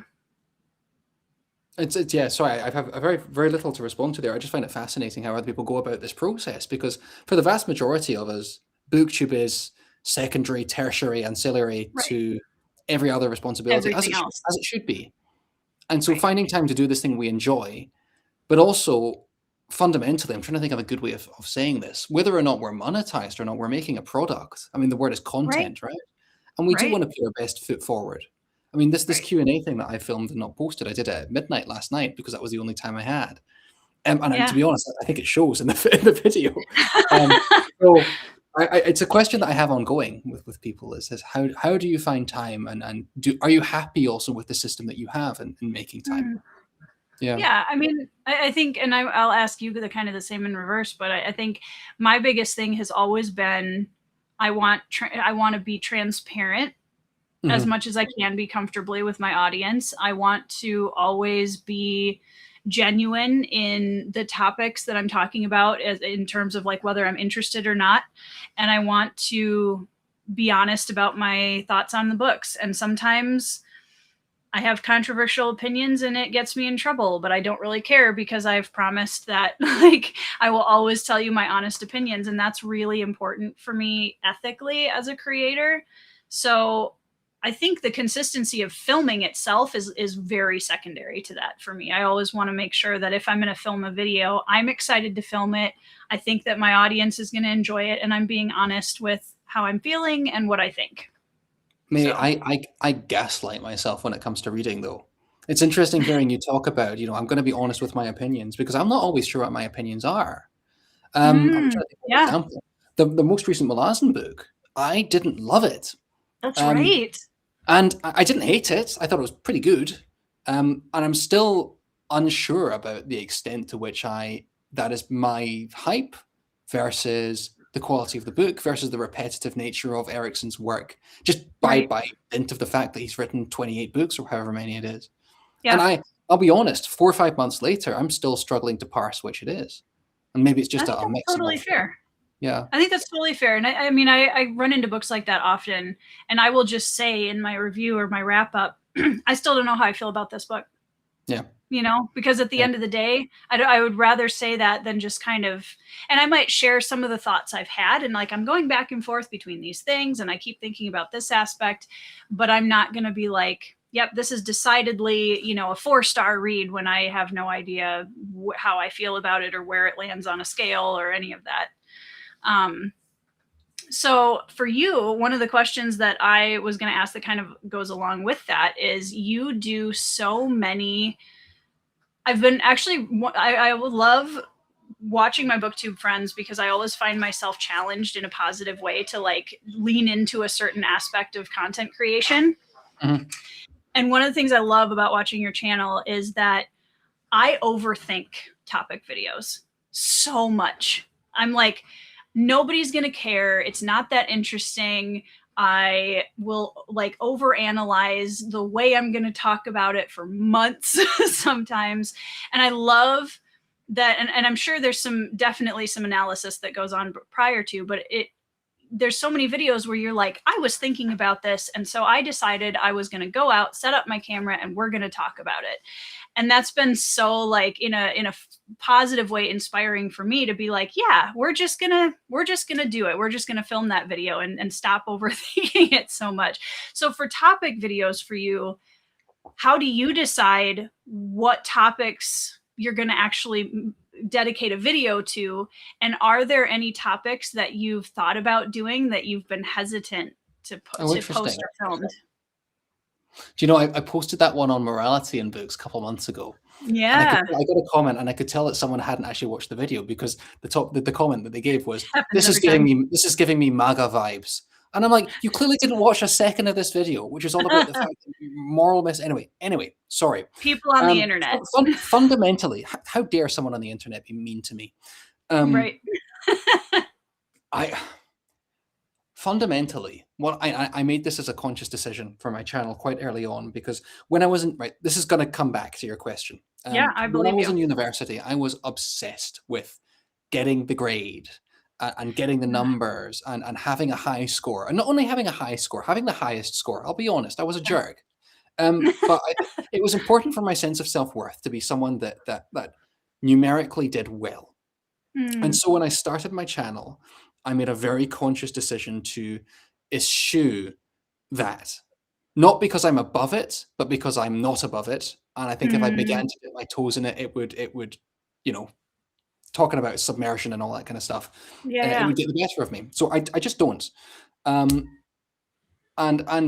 so, but something has to come in place of that, right? If you're not doing a hobby like this to watch your stats go up, and it's interesting, video games, there's probably a corollary there. What are you doing it for? And then there's different answers there. And we're talking now, this is interesting because we're now talking about purpose, which very much intersects with Legati. So you kind of have to decide what your purpose is. Is your purpose just to have good mates and have some friends in the sphere? Is it that you can begin to interact with authors that you've always wanted to talk to? And that's really cool. But I really did make a kind of conscious choice. And it was a choice that I'm going to make my videos to be a representation, and this now comes back to representation and how we portray ourselves, as a representation of who I am at this stage for my kids. Because reading is such a fundamental part of who I am.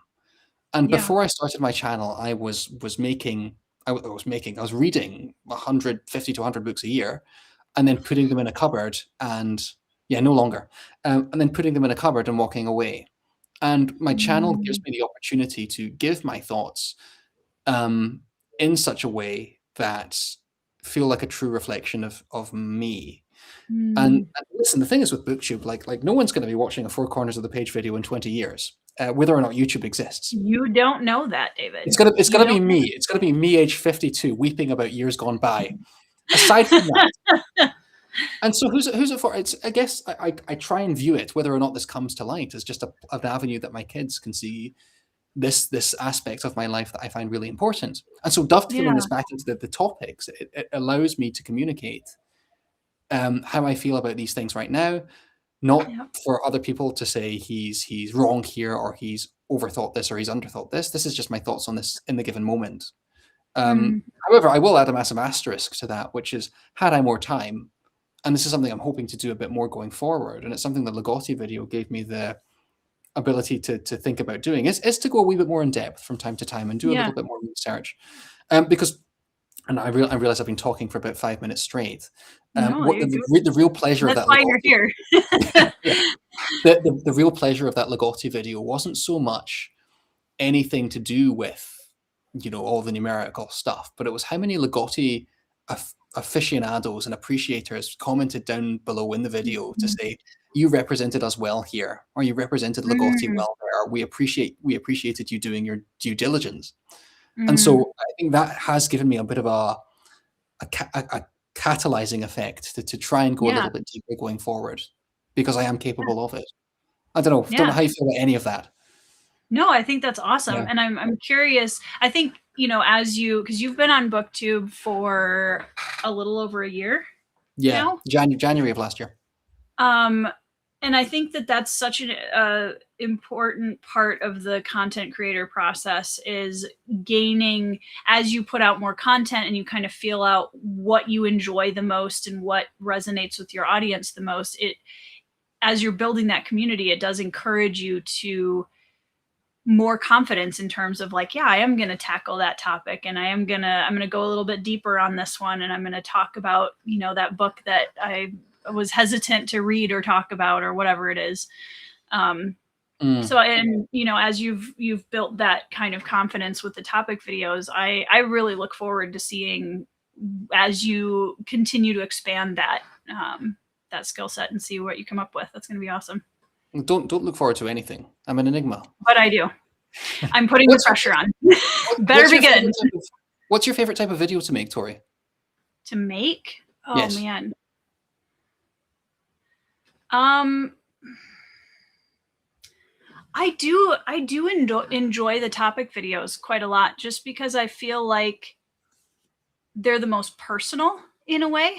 Because I'm sharing my more of my philosophy and my opinions that I hold personally. And I do have a hard line, boundary with that on the internet. But I think those are the scariest ones to film and post. But once they're out, I'm glad that I was confident enough to share my opinion. Like the video I did a couple years ago about sexual violence in fantasy, I was terrified to post that. And it took me months to get enough courage to actually put it out on my channel. And I got a lot of amazing replies and a lot of wonderful comments, and also what I was expecting, which was the backlash.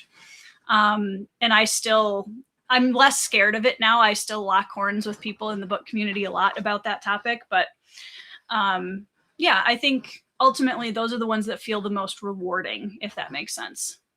That's so, I keep saying that's so interesting, but for me, the ones that are the scariest are the ones where you talk about a book, one book, because it feels like there's more capacity for getting it wrong, right? Your opinion is your opinion. Oh yeah. You can misquote something, or you can get some kind of factual element of a text wrong, and that's kind of scary. That egg will be stuck on your face forever. Totally agree. Yeah. Single book reviews are the hardest for me to film too. Yeah. What about, this is a bit of a strange question to ask given the context, but how about conversational stuff? In terms of live streams, or? Oh, that's an interesting distinction. If you have, this kind of is very casual, but if you have something that's a bit more pointed or specific or weighty, how does that fit into the other stuff? If I'm talking about it with someone else, if I have Joanna and I did our video a couple of years ago that was talking about epic fantasy and the way that it is being marketed, or the lack thereof, at the time. And that went kind of weirdly crazy for a while and spawned a whole bunch of interesting discussions where people were quoting the video we'd done, but were misquoting it in terms of saying we had said something we didn't say, which is always very interesting. That's easier to me, because I feel like when I'm bouncing that idea off of someone else, there's a little bit of a check and balance system there. Yes. Which makes it a little easier for sure. You know, you're making me think. Joanna and I, we did that discussion video on difficulty in books Yeah. months ago now, and someone made a follow-up response video to it. I kid you not, 12 minutes after the video was posted. You know, this YouTuber was like, "Well, this is a really interesting discussion from Joanna and David." I'm like, well, "You haven't watched it. It's an hour long. It came out. You saw 12 the minutes ago. title. 12 times speed. Do you know what I mean?" Anyway, Yeah. I would agree with that. I think having someone, how to put it, to if you say something foolish, to have someone say, "I don't quite think that's right," and then being able to have that recovery moment is very nice. Mm-hmm. Yes. Yeah, definitely. And Yes. that's why I do enjoy, one of the reasons I love having discussions with my friends on BookTube is you also get a much more well-rounded discussion. Like you can tap into so many different aspects of the discussion than you would be able to on your own, because the other person's bringing their experiences and their thoughts about it, which is also very fun. Yeah. But yeah, Great. so in kind of in a follow-up to that, are there any topic videos that Oh yes. you are hesitant to actually put out there? Yeah. You asked me that, and I forgot to circle back That's all around right. to it. That's my job as the host. You're doing a great job. I feel like you're asking most of the questions. I get curious. That's fine. I guess for me, the thing I'm most concerned with is the fact that I'm a teacher, and I want to make sure that any of my kids find my channel? Right. Inevitably, yes. And actually, in Yeah. my previous workplace, back in Kuwait, a kid who was a bit of a tricky kid. He was a bit of a joker. He came up to me, and I was on the duty in the playground at the time, so I was just standing there, kind of imperiously staring at all the children. And he sits next to me on the bench, and he goes, "Hi, sir." I'm like, I know something's up. And I'm like, Yep. "Yes, pupil X, you need something." Well, I'm nicer than that. But I'm like, "You okay?" He's like, "I was on YouTube last night." Oh no. And he looks at me, he went, "I know, sir." And he walked away, which is Oh my so funny. gosh. And it gradually, it did amazing. come out of the woodwork that I had a channel, and I was already leaving that job at that point. And now that I'm in a new job, I immediately went to the head teacher just to say, "Just listen, this exists. It's squeaky clean, but I just want to make sure that you know in case someone finds it or a parent finds it." I'm a little bit wary of going down any rabbit hole that would potentially raise eyebrows. So, for example, your Right. discussion of sexual violence and fantasy is Right. fascinating and worth discussing and academic, right? It's academic, and Right. it's not like it's salacious, but nevertheless, I feel slightly trepidatious about making that That makes a total video sense. Yep. because of that connection. And similar things, I think there'd be a really interesting video about fantasy swear words, for example, profanity in fantasy. And there's all these different little rabbit holes that I've considered, but have kind of decided, at least for now, to put a pin in. Yeah, But it's that more makes a lot for of sense. professionality than anything else. Yeah. Yeah. Yeah. And that it's interesting because that video, the sexual violence and fantasy video, was my first video that got flagged by YouTube. Oh, interesting. Because of the title. And I appealed it immediately, and I said, "Hey, like, there's a lot of things you don't take off of YouTube that you should. I'm actually like addressing some of this stuff. Mhm. Please reconsider." And they did. As soon as a real person looked at it, then they were fine. But I just thought that was a very ironic. Those 3 letters were probably enough just to set the flag off. Exactly. Yeah. Exactly. I feel like there's a whole bunch of comments. I'm way behind on comments, but there were a couple of things that I wanted to pull up really quickly as I'm looking at through these. Paul has the controversial opinion of pineapple on pizza. Yes or no? Yes. No. The more the better. Oh, it's fine. Tastes I think good. we could still talk to each other, I think. Britton says, "Yeah, David, what's up with your fascination with philosophical pessimism?" I mean, we kind of already discussed that, didn't we? We did. It's the coming at something so radically different from how I experience the world. Yeah. But whether that's a good thing or not is another question. Yeah. Yeah. I'm a big believer in everything in moderation, with exceptions, obviously, to that rule.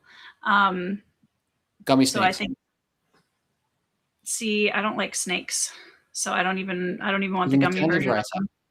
I was in Sri Lanka. You'll understand this as a parent. I was in Sri Lanka with my family. Back there was a cheap flight from Kuwait, so we went there for Christmas a couple of years ago. Nice. And Yeah. right, my son is just walking along a path, and he was 2 at the time. He was a bit monstrous, quite frankly, a bit feral, and he was running away. And a snake came slithering out of the undergrowth as he was running, and he stood on the snake. And it's exactly what people tell you as a parent, right? Where it's like when the chips are down, you will do anything to like protect your child. And Oh so the yeah. snake like, reared up, and I was like, I'm ready to punch this snake. Anyway, but thankfully, what happened was he stood on the snake, and the snake was very sensible and kind of did a little jerky yell thing and kept going. But I always remember that time that my son stood on a snake, and he still talks about it with some pride, not realizing that he gave me like 3 heart attacks at once. In a minute, yeah. I just thought you'd appreciate that story if you're not a fan of snakes. I'm definitely not a fan of snakes. I have a very severe phobia of snakes, actually. Are there many where you are? Not too bad. We have like, little garden snakes here that are not a big deal. We have sometimes in like South Minnesota, occasionally you'll get a rattlesnake, but they're pretty rare. We get some bigger snakes. There's not much in terms of like poisonous up here because it's so cold that everything dies. That's which is part of the reason why I don't mind living here. It's a very Ligotti sentence of you. Yeah. You've read Cormac, terrifying. surely. Jellyfish. Jellyfish are terrifying. Far more terrifying than snakes. Ooh. Yeah. Jellyfish are kind of terrifying. I believe that. In I've Scotland, almost stepped on baby jellyfish before, and that was terrifying. Look up lion's mane jellyfish. I don't know if you have these wherever you all are in the comments, but lion's mane jellyfish are very, very common around the Scottish waters. Ooh. And they are gnarly. Ooh. Yeah. That looks like something out of a horror novel, I'm not gonna lie. Derry says there's no snakes in New Zealand. That's amazing and makes it higher on my visit list for sure. Yeah. Brad wants to know, does not being in touch with many feelings make a better author to portray such feelings, both good and bad? It's not being in touch with many feelings. I think being in touch with feelings is important as an author if you're going to have emotionality in your characters, for sure. If you hurt a character, and I'm just realizing there is a scene like this in Cold Silver, but I don't want to spoil it. Does it hurt you when a character hurts? Yes. Yeah. Oh yeah. Actually, one of my favorite. So I did an interview 2 years ago ish with Fonda Lee, and we had a conversation about characters and like how hard it is as authors when you're so emotionally attached to these characters to do hard things to them or put them through hard things. And one of my favorite quotes, because she said, every time a reader brings that up, like, I can't believe you did, I'm so angry that you did this to this character. She said, I can promise you it hurt me first and it hurt me more. And I think that was a very true way to say that. She gets a bad rep. I don't think she gets recognized for how much punishment she puts her characters through. Oh my gosh. That's not what we talk about with Fonda Lee. Like we say, oh, Robin Hobb, like, oh, her characters suffer. No, Fonda Lee's characters go through like 3 ringers at once. 100%. The emotional damage level in a Fonda Lee book is very high. For sure. I can't remember. Were you a fan of Greenbone or not? Yes, I think book 3 was a slight letdown, but I think a slight letdown in an overall very, very strong trilogy. Okay. Yeah. Cool. And there's some great shock. I buddy read it with my sister. Didn't mean to. I read book 1, and some stuff happens in book 1, and when a certain event happened in book 1, I just said to my sister, read this. And so we kind of buddy read it across the continent. That was good fun. Yeah. Yeah. Yeah, it's been a while since I read them, but yeah, book 1 made me sit up and pay attention. I was like, yes, absolutely. She takes some risks as an author that I think are just really bold and paid off for her. And you know what? Even the risks that I don't necessarily agree with, like the time jumps in book 3, I appreciate someone who's willing to take risks and not just do the same thing over and over. So yeah. Exactly. Were there any other Let's see. comments that you wanted to? Yeah, I know there was a question somewhere that I didn't want to miss, but I'm wondering if Joanna says topic videos require humility and consideration of different types of readers. They're tricky to do well. Yeah, that's true. And it's always tricky because I never want to do a topic video and have like 5 minutes of disclaimers at the beginning, because I want to trust my audience a little bit more than that. But it never fails. There's always someone who, like, if I don't disclaimer something, will come on the comments and be like, I can't believe. Do you script the videos that you're most wary of? Do you ever go that granular? Yeah. I bullet point a little bit, and then I inevitably will go off on tangents, which is probably so surprising. Half of my editing is just me editing out the ums and the ahs. Oh my gosh, yes. I've gotten better. I've definitely gotten better, but those are, and then what's really humbling is if you do closed captions on your own video. Oh no. That's so humbling because it's written out for you, all the ums and uhs, and like it's yeah. Have you ever used Voxer's or Instagram's transcription feature? It's kind of what you're saying. Just takes that message and just puts it in a big paragraph, and it's nonsensical. Yeah, it will show you your verbal flaws very blatantly. One thing I do, I was actually mentioning this last night to someone else, is I have my kids voice record something and transcribe it, write it down verbatim, so that they can understand what their own voice is. And it's kind of harrowing for some of them. Like it's suffering. For a lot of people, just listening to your own voice is suffering. Yeah. And that was another challenge for me starting my channel. It's just you have to stare at yourself for a little bit. But at the same time, it is very useful. It's a useful tool to know not just what are you doing negatively, the filler words and things like that, but also what you do well. Because listening back, you realize, I can emphasize things well, or I'm the master of a pause, and those kinds of things are really important to know as well.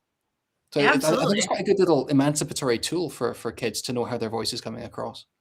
Yeah, well, and I think as YouTubers too, we I think grow in terms of just our public speaking. At least that's something I focus on, where I'm trying intentionally to be more articulate or to cut out the ums and uhs and all of that as I get better.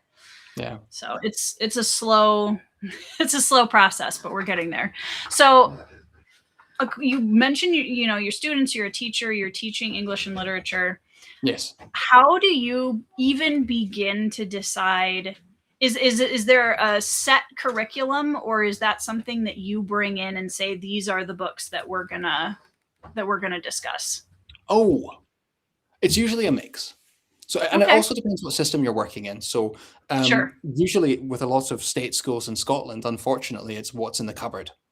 Right. we have 30 copies of Macbeth. This is a class of 30. Let's teach Macbeth. Very, very much it does just come down to that on occasion. In Kuwait, it was a very interesting, kind of harrowing reality, because a lot of texts are ultimately just banned by the government. So here we go. I'm never going to go back now, because they'll take issue with me saying this maybe. But like, for example, 1984 banned by the ministry. Ironically enough, Animal Farm banned by the ministry for schools, not in general. Although I think it's back and forth. What else? I could not buy a copy of R. Scott Baker in Kuwait, and it got lost in the post. But I think what actually happened was, I think there's a list of books that you're not allowed to import, and I would imagine that Baker might be on one of them. Although take that with a pinch of salt.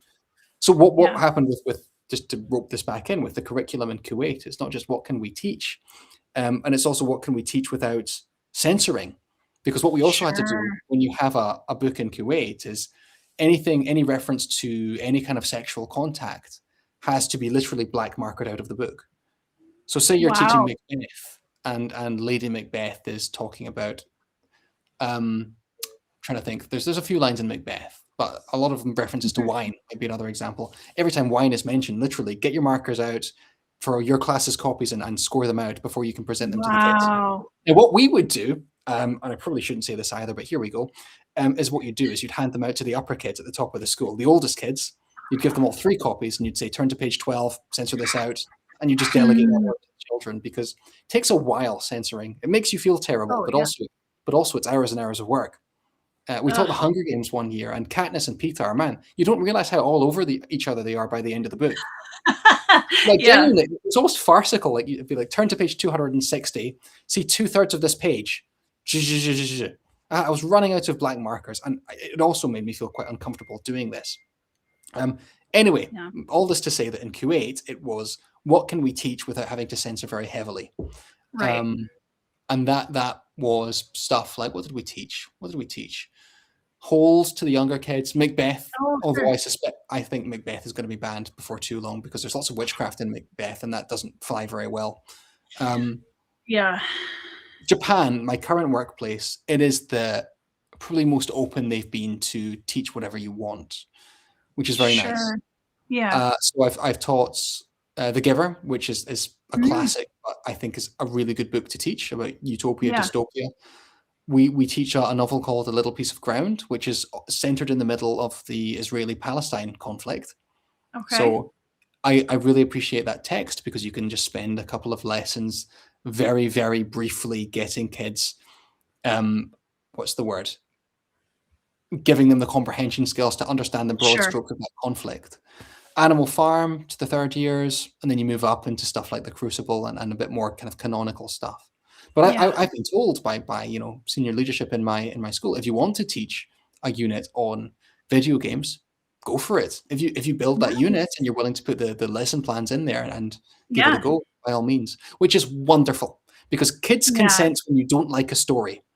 And I'm sure it's the same with BookTube, although I've been fortunate enough not to have to deal with this so much. But you can always tell when an adult is teaching something to you and they hate it.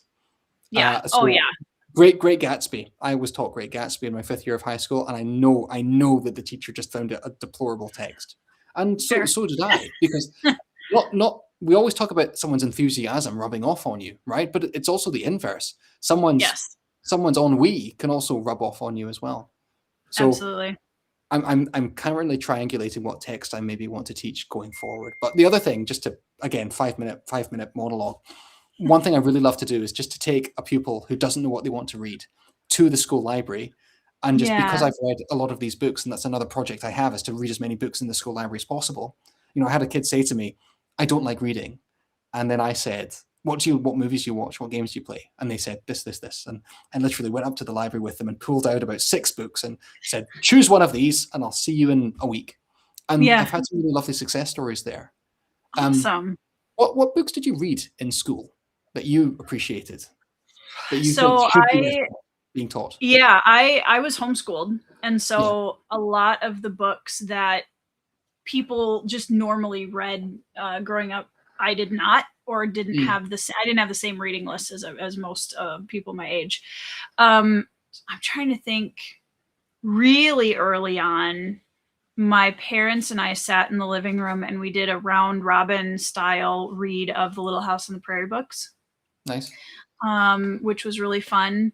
Classics, I read a little bit of Shakespeare. I'm trying to remember. I was a very voracious reader very quickly, and my mom, who does enjoy reading, that's not her area of emphasis. And so we would go to the library and she would kind of turn me loose. And I would come home with just huge grocery bags full of horse books, mostly at that time. I'm trying to think, The Outsiders, White Fang I read very early on by Jack London, and that was hugely influential. So there's definitely some classics in there, but I'm trying to remember if there were any. College was really where I started getting more of the classic literature, kind of from an academic standpoint. I know I'm missing some. I know there were more than that. It's interesting to me because you made a video, forgive me if I'm misremembering or butchering what you said, but you had a video about reading more classics recently, didn't you? Mm-hmm. Yeah. And this is something that I'm also very interested in. I sometimes wonder if I've put myself in too much of an SFF bracket, because I think about all of these stories that I want to read that I haven't. Yeah. because I'm immersed in series that are 20 odd books long. Yeah. I mean, Yeah. there's a lot of overlap, right? So like my current read, I'm going very slowly through this year, but I'm reading War and Peace. And I'm about Are you 400 liking pages. it? I am liking it, actually. Yeah. And one of the things that I have found is the overlap between genres. I think when you are willing to just open yourself up as a reader, this is an epic saga, right? Yes. So it's very long. So in a lot of ways, like somebody told me when I first started reading this, oh, you'll really struggle because there's such a big cast of characters and all these different family members and whatnot. And I'm like, okay, it's Russian names, but this is so similar to an epic fantasy saga in that way, and it's generational, and there's so many like similarities that way. So I think once you take off the blinders of I'm a fantasy reader, that's what I read, it's amazing how the genres just kind of overlap with each other, and you know, you can find a lot of similarities. So yeah. I So love for you, War and Peace. I love it. I'm loving it so far. I'm trying to think who my favorite. I find Pierre the most emotionally engaging so far. Yes. He's interesting. Prince Andre is also very interesting. I also really like Maria so far a lot. She's very. Have you got to the sections where Tolstoy just is like, and here is a letter from Napoleon, and you just copy and paste it? That's one of the most interesting things about it, is the fact that I signed up to read a Russian novel and I didn't realize that like a third of it was in French, you know? So for you, like, what are some of the classics that you personally love the most that are like really high up on your list? And which ones are your favorite to teach? I love teaching Shakespeare, and I love reading Shakespeare. What a boring answer, but I'm going to stick with it because That's Macbeth is brilliant. Macbeth is my favorite Shakespeare. Which is interesting, isn't it? Because this feeds back into our conversation on nihilism and purposeless and futility, and books ending on a very dark note, because it is such a dark ending. So bleak. Yeah. And okay, it's supposed to be like a moralistic thing, right? Like, don't get caught up in your ambition, lads. But the truth is, I think there was no way that Macbeth was never not going to be ambitious and have that ambition consume him. It's a character flaw, and I don't think it's one he's able to ever fix. But I just think it's marvelous. I love that play. I love Hamlet. I love Coriolanus. I love the Henry plays. And I love teaching. If there's one I love to teach Julius Caesar. It's actually quite a simple play in terms of content. But if any story exposes children to the rapture of propaganda, it's that one, because it's so rapturous. See, when you're caught up in propaganda and a righteous cause, it's a brilliant feeling. And when you see some of these characters in Julius Caesar give a speech, I mean, friends, Romans, countrymen, lend me your ears. You feel that emotion even as you know you are being manipulated. And what I often try and tell kids in English is, listen, it's not really writing analytical essays. You need to be aware in the 21st century when you are being manipulated by something or someone. That is the heart of 21st century living, especially as we're now talking about internet and AI. Like it's paramount. And I think Shakespeare's idea of emotional manipulation through social contagion, if I'm using those words correctly, is awesome. In terms of what books I want to read, in terms of classics, I know this wasn't quite your question, but that's all right.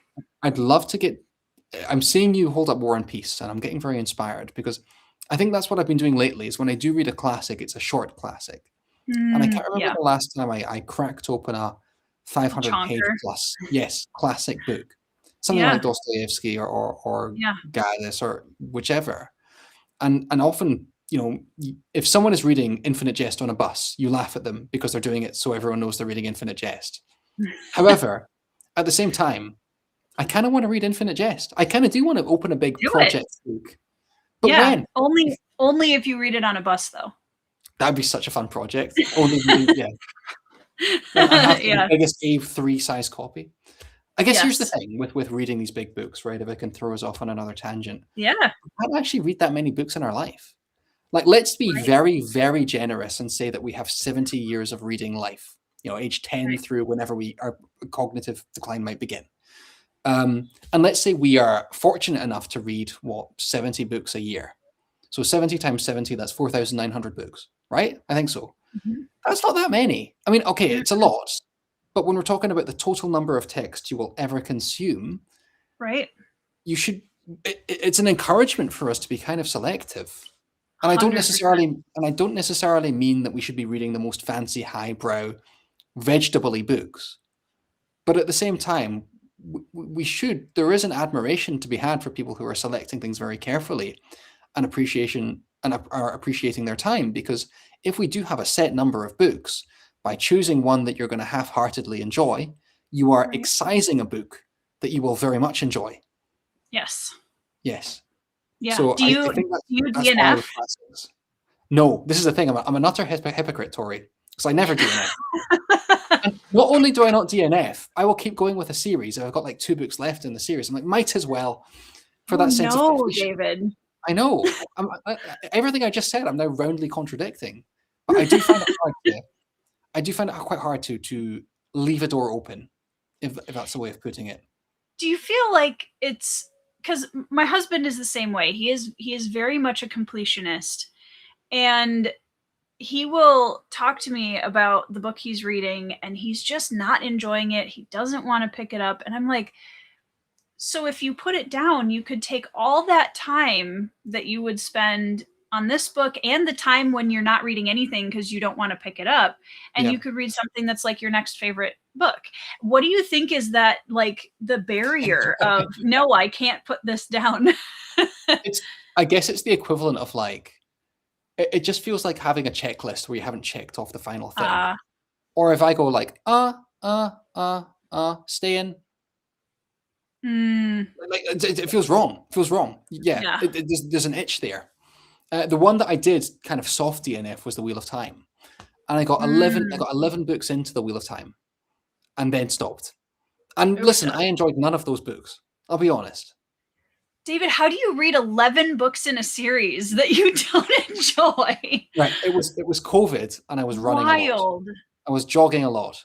And so I was listening to Okay. the audiobooks. Still. I But yeah, I mean, got 11 books in. I'm like, I can't do it anymore. This is not very good. And I'm sorry to all Wheel of Time fans, but it's not for me. I feel like I'm being a little hypocritical at the moment as well with that, because I just finished Dungeon Crawler Carl book 3 and I had put it down and I went back to it because I was like, I just don't like that I have 4.5 hours left on this audiobook. I just need to like finish it. And Yes. it didn't make me enjoy it more. Yes. So I get it to a small degree, but I do put books down when I'm like, no, this is just, especially if it's a content thing, that'll get me to put it down a lot faster now. Cause I'm like, like you said, I only have a finite amount of time in my life and I don't want to skip books that I'm going to love to force myself through these. Yeah. That is an impressive level of completionism. But you know what? It does also come back to the gaslighting element where I don't think I fully understood how much I wasn't enjoying myself at the time. Sure. Like, there's merit to this. And also you hear so many people singing the praises of Wheel of Time. Sure. But you feel like you must just not quite be getting it. And so I gaslit myself through 11,000 pages. Do you feel that if you have a different experience with a fantasy series, but like anything that everyone else seems to have a very different opinion with, is it hard for you to put out your different opinion on your channel? I'm trying to think how hard. So I'm trying to think of a concrete example. I guess the truth is, when we're talking about BookTube, there's always going to be someone who has the same opinion as you. I'm thinking of Empire of Silence right now, and I think Empire of Silence is a really interesting case study because I feel like everyone who loves Empire of Silence thinks that the contingent of people who don't like Empire of Silence is really big, and I feel like the people who didn't like Empire of Silence feels like the percentage of people who love Empire of Silence is similarly huge. Does that make sense? We perceive the other side as being bigger. Yeah. But that was a book, I think, where I felt like if I've ever somewhat, I don't want to say been mistruthful or untruthful about a book on my channel, I think that was a book I really wanted to think that I loved. You or that kind I of really padded liked. it a little bit. I Yeah. didn't ever maliciously go, "Oh, this wasn't very good." Or sorry, Right. but I'm going to dress that fact up. I think I really did want to like it more than I did, and it took a couple of friends to kind of go, "I don't think you like that book very much." Although I will say, I'm halfway through Howling Dark and think it's a big improvement. So Okay. so maybe a year from now I'll realize that I'm deluding myself there too. But I do think there was a significant gap between book one and book two. And talking about when we're going to DNF, I actually really happy that I did crack open book two, because at least for me, Sure. it was something that was significantly better than book one. That being said, I haven't finished it, and I know you have, so I could be wrong by the end. But the first half of Howling Dark I've really enjoyed so far. I mean, I feel like we have enough of a difference in book taste that it is completely valid that you will get to the end of it and love it. Like I wouldn't be, I think from a philosophical standpoint, you'll find a lot to dig into with it. Yeah, I definitely have book 3 on my Kindle. I don't know. I'm going to have to be in a very specific mood to pick the series back up, I think. Yeah. And that's a situation where that one's tough for me, because as somebody who like oftentimes knows or has met a lot of the authors, is friends with a lot of the people that write some of the books that I read, that's hard because my compartmentalization of Christopher Rocchio is a great guy. Like, he is such a kind-hearted person. He's so fun to listen to. I love listening to interviews of him, and I'm hoping to chat with him at some point in the near future. And also, I had very personal and specific reasons for bouncing very hard off of Howling Dark, and just really having my trust as a reader lost in the story. So, and I'm actually I think that kind of weird, like I actually enjoyed aspects of Empire of Silence more than Howling Dark, which I think is a lot of people's inverse with the series. But he seems lovely, Christopher Rocchio. And he maybe that is. sounds very patronizing of me to be like, he's the nicest No, man. But he is. He I've really never is, seen though. him comport himself anything less than generously.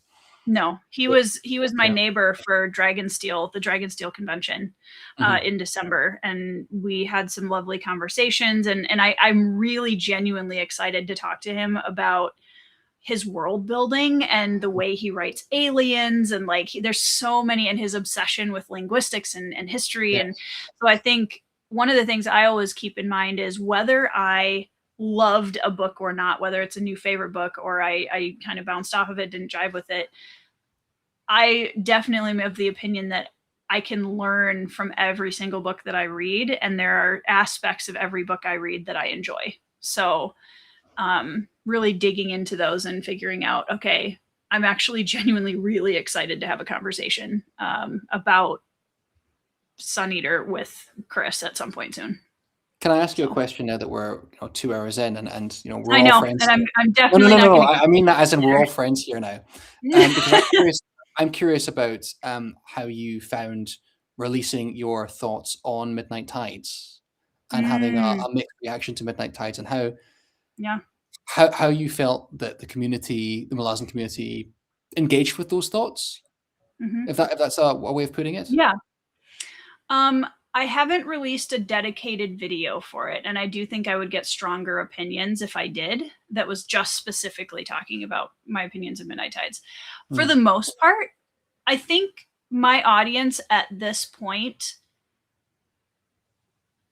knows what to expect with me enough that they're willing to engage with my opinions, whether they agree with me or not, and we just have a discussion about it, and like it's pretty respectful on both sides at this point. I do think what makes me nervous is when the video leaps beyond my audience and into the wider, YouTube / bookish sphere with people who don't know me. Yes. And then that's where I get a lot of the, but that was intentional. You're just wrong because that's realistic, or whatever, insert my favorite comments here. Yes. So, and I think, it's tricky because like Derry and Britton were talking about this in the chat a little bit earlier about people having really strong emotional reactions to books that they love. and how easy it is to see somebody who says, I really strongly dislike this book because of these things, and feel that kind of need to defend it. I don't really have too much of that anymore because I'm a content creator and I have my favorite book series get shredded on a regular basis, and it's fine. Like, it doesn't have to be for everybody. But I think a lot of people who aren't in that all the time they feel very strongly that they have to jump in and defend it. So I think it's really refreshing when an author critiques their own work. And going back to Christopher Rocchio, I think he's done this about Empire of Silence, is my understanding, for a couple of facets of it. I think it's so important that an author, I mean, maybe authors, there's the argument that authors should maybe not comment on their stuff at all, but when they do, I do appreciate it when an author goes, Stephen King does this, right? I didn't like that. That book's rubbish. Don't read it. I think he's tanking his own sales, but he doesn't need the sales anymore. But he will routinely make fun of some of the choices that he's made in previous books. Yeah. And it's refreshing because it also means that the stuff that he's proud of is great, makes him seem more authentic as a writer, but also, I don't want to say disallows, but mitigates that idea of the writer being some god sitting on a cloud, and they are, what's the word? In any critique is automatically a misunderstanding. Because I've had that too. I had one with the Dresden Files, not to bully Jim Butcher again, because I actually really like the Dresden Files, but there's a lot to critique in the Dresden Files, and something in book one I really disliked, and I think I made a comment about it. This was before I had a channel. I just made a comment somewhere about the representation of the Red Vampire Court and how I didn't think it was particularly well constructed. And I got lambasted. I had to my wife made me put my phone down for the evening. Because I was just like, everyone was like, you misunderstand so much about what he's doing and his genius in art. And maybe in that one case, I'm wrong. Maybe that the level of art and craft in that specific instance is legitimate and beyond me, but it's not always beyond me. And I think it's so important that we are able to sally forth these critiques in a respectable manner and not feel the need or not feel that the immediate reaction from the fan base is going to be hackles up. Yeah, which it often is, unfortunately. Yeah. And I mean, I made a video a couple years ago that was talking about your favorite author is not a god. Yes, exactly. God on the place. Because I was so tired of that exact thing where I'm like, I can sit down and talk about things that I didn't love about Malazan, about Greenbone Saga, about like any Red Rising, like insert any, of my favorite series here. And I think as an author and as a reader, being aware of the fact that nothing is perfect and everyone's going to bring their own experience and biases to any book, including the author. And like, everybody is allowed to have different experiences with it. So can I ask you a very cheeky question in that? Sure, go for it. With your own work, is there anything that you would go back and change of the stuff that's out there already? Oh yeah, definitely. What's the most salient one? In a way, yes, I would say yes and no. I think no in the sense that like I'm very much this represents the best I could do at the time it was written, and now I want to see what I can do next. So in that way, I don't want to move backwards. I want to keep moving forwards. But that's a way of ignore, like, skirting around your question. So yes, I'm trying to think of a specific example. I know I have them. I think with Cold Silver, I think I would have probably structured the plot in a slightly more overt way, honestly, going back with it, because I know that I sometimes as an author, because I'm so character driven, I can get so wrapped up in the internal of the characters that I'm okay with the structure just kind of being loosely there to provide some kind of edges to the story. And I think that is something that I would go back and maybe bolster up a little bit more in Cold Silver. So you're talking about the fact with Cold Silver, it's really the fact that everything comes together in the last 30, 40 pages. Yeah, maybe just like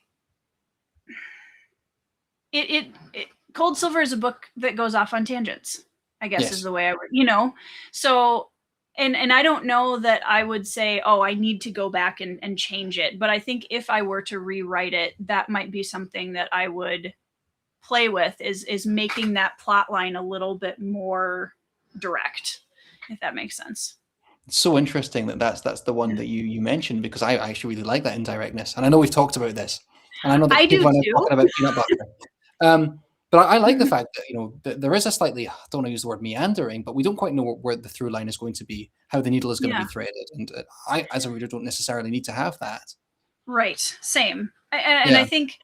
I think for me, it comes down to there's storytelling structure and there's organic, almost like lifelike structure, because life doesn't have a human life doesn't have a predictable plot.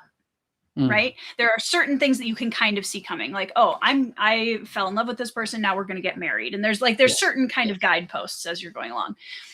But I tend to write that way, where like Hunter is going this direction in Cold Silver until something happens that makes her say, okay, now I need to pivot and go this direction, which to me is very true to life. It's not always a not as what's the word I'm looking for, a storytelling structure that people can immerse with as easily, if that makes sense.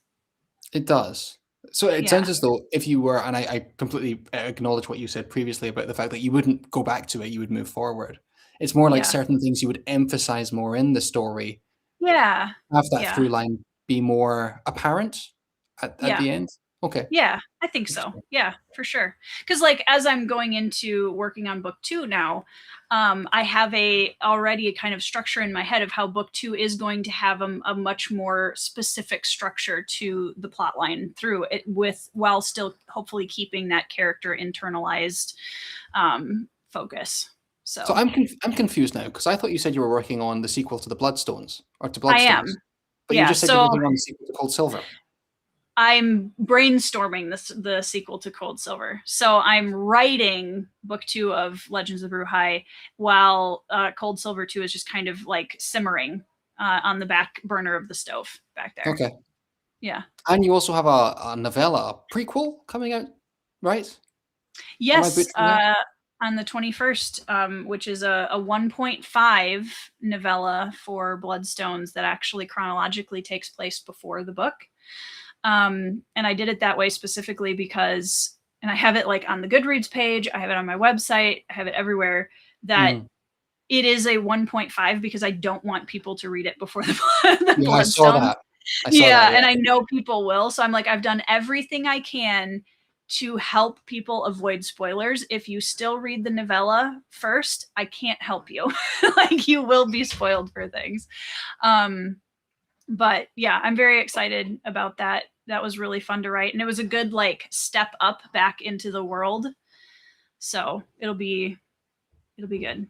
Has anyone made you do a shout out on your own channel before? I've just realized. Yeah. Oh yeah. My audience is great, because I oftentimes get so focused on promoting the books I'm reading that I will forget that I'm also an author.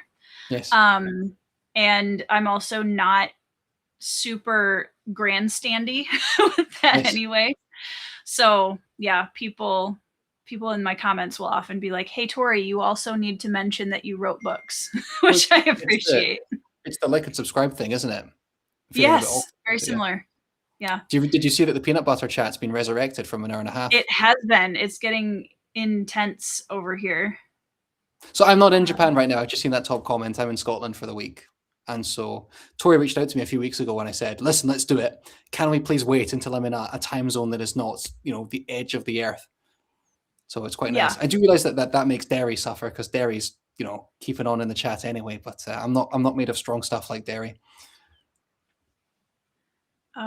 Evie, let me know if I'm trying to figure out, I don't know how to do that on Restream right this minute. So I will check that later. But if you need me to deal with something, just let me know.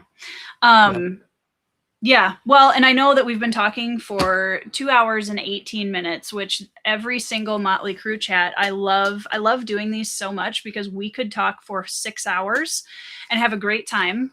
And I've really enjoyed a chance to actually get to sit down and just have a longer form, because Voxer's great. I love Voxer, but Yeah, it is fun to have just kind of a face-to-face long form conversation every once in a while. So agreed. thank you for hanging out with me for a while. Were there any other questions on your preparation doc that we could rapid fire in a sentence? Because you told you listen, you Yes, printed out a paper for me, and I know we're wrapping up, I but did. I want to make sure I I do. want to make sure that I respect Um, your homework. what are you currently reading? Oh, okay. I'm currently reading Spear Cuts Through Water. Fabulous. Yep. What has been the best and hardest part of your channel so far? Oh, that's a tricky one to do. Time management is the trickiest thing. Just I want to do so much, but I just can't with everything going on. Best, I think, this sounds so saccharine and fake, but genuinely just connecting with people is wonderful. Yeah, I yeah. appreciate it. Yeah, yeah. Okay, when you first started in your first video on YouTube, which is actually the fake first video because you posted another one 4 years ago and then took it Well down. done. I told you I do my research. That is amazing. I'm concerned. You said that you hoped to find a couple books outside your comfort zone. Did you find them? What are they? Well, I guess I'd be curious if I had to go back. What I mean, my comfort zone. Well, that was my question also, is what Yes. is your comfort I zone? suspect I was nervous and waffling, but I guess I am doing that. Like a couple of things I have on the side. I'm reading the Kojiki, which is the Shinto holy Okay. text. I'm reading Okay. the Diary of Samuel Pepys, which is a man from the 1600s who was just working in London and wrote his diaries. So I Okay. have been trying to do kind of a broad cacophony of stuff on the side. So Sure. yes, I did do that past David, even though you didn't know what you were talking about. Good job. He can check Yeah. that box. Let's see. Are there similar elements to storytelling that draw you to a book regardless of genre? Do you know, it kind of comes back to our earlier conversation. Anything that makes me want to go into the next room and tell someone about it. That's all I look Yeah. for. Like, we can break Yeah. that down into character, reader, theme, reader, plot, reader, all of which are valid. I just want something that makes me go, wow. Yeah. Love Yeah. that. In your best books of 2025 video, you mentioned Oh, approaching well done. books with an academic hat on versus emotionally. Do you think about that when you start a read? Like, are there books that you reach for specifically because you're looking for a more academic versus emotional read? No, I don't think I do. You just pick a book. Yeah, or I have the books for that month kind of lined up, and I just like go through Sure. them.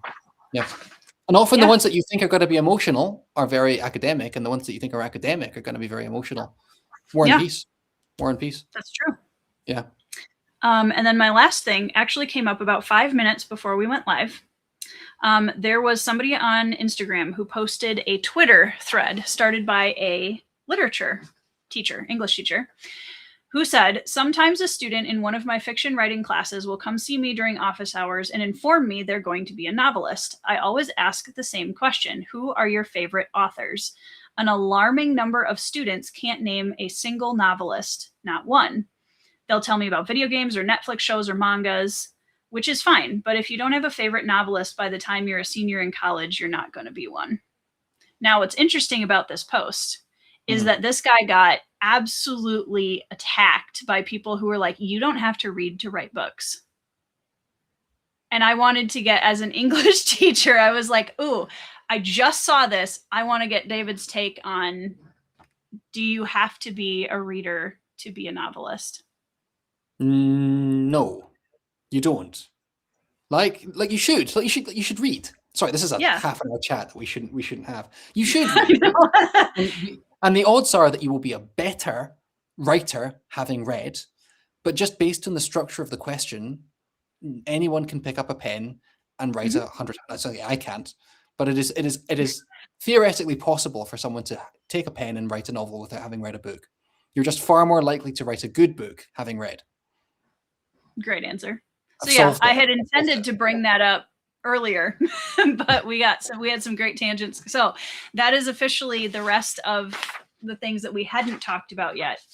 And then as a closing, is there a book that you've read this year so far that you think that my audience should put on their TBR list? So One that I'm you would gonna recommend. I'm gonna go back to Nimona, which I haven't read this year, but I do think it's genuinely the book that I have never had anyone resent me for recommending. Love it. So Nimona by N.D. Stevenson. It's a graphic novel. It's about 300 pages long. It's beautiful. It's wonderful. It's sweet and Awesome. it's dark and it's charming and it's everything. So Nimona. Love it. Done. All right, guys. Chat, thank you so much for hanging out with us and for your questions and comments and everything. Yeah. Thanks, Steve. I try. And once again, whether you're in the chat right now or you're on Team Replay, please go down in the description box below and check out David's channel, which just passed, by the way, a big milestone with 2,000 subscribers. Congratulations on that, by the way. The power's gone to my head. I'm sure. Yeah, I got you on the channel really quick before it was, you were too much of a celebrity. my review of the 1600s diary is going to go viral. It's going to push you over. It's going to go viral. That's amazing. So yeah, thank you, David, for hanging out with me this evening / afternoon. And I look forward to chatting more books with you in the near future. And yeah, I hope everybody is having a great week, reading some 5-star reads, and we'll see you in the next video. See you guys later.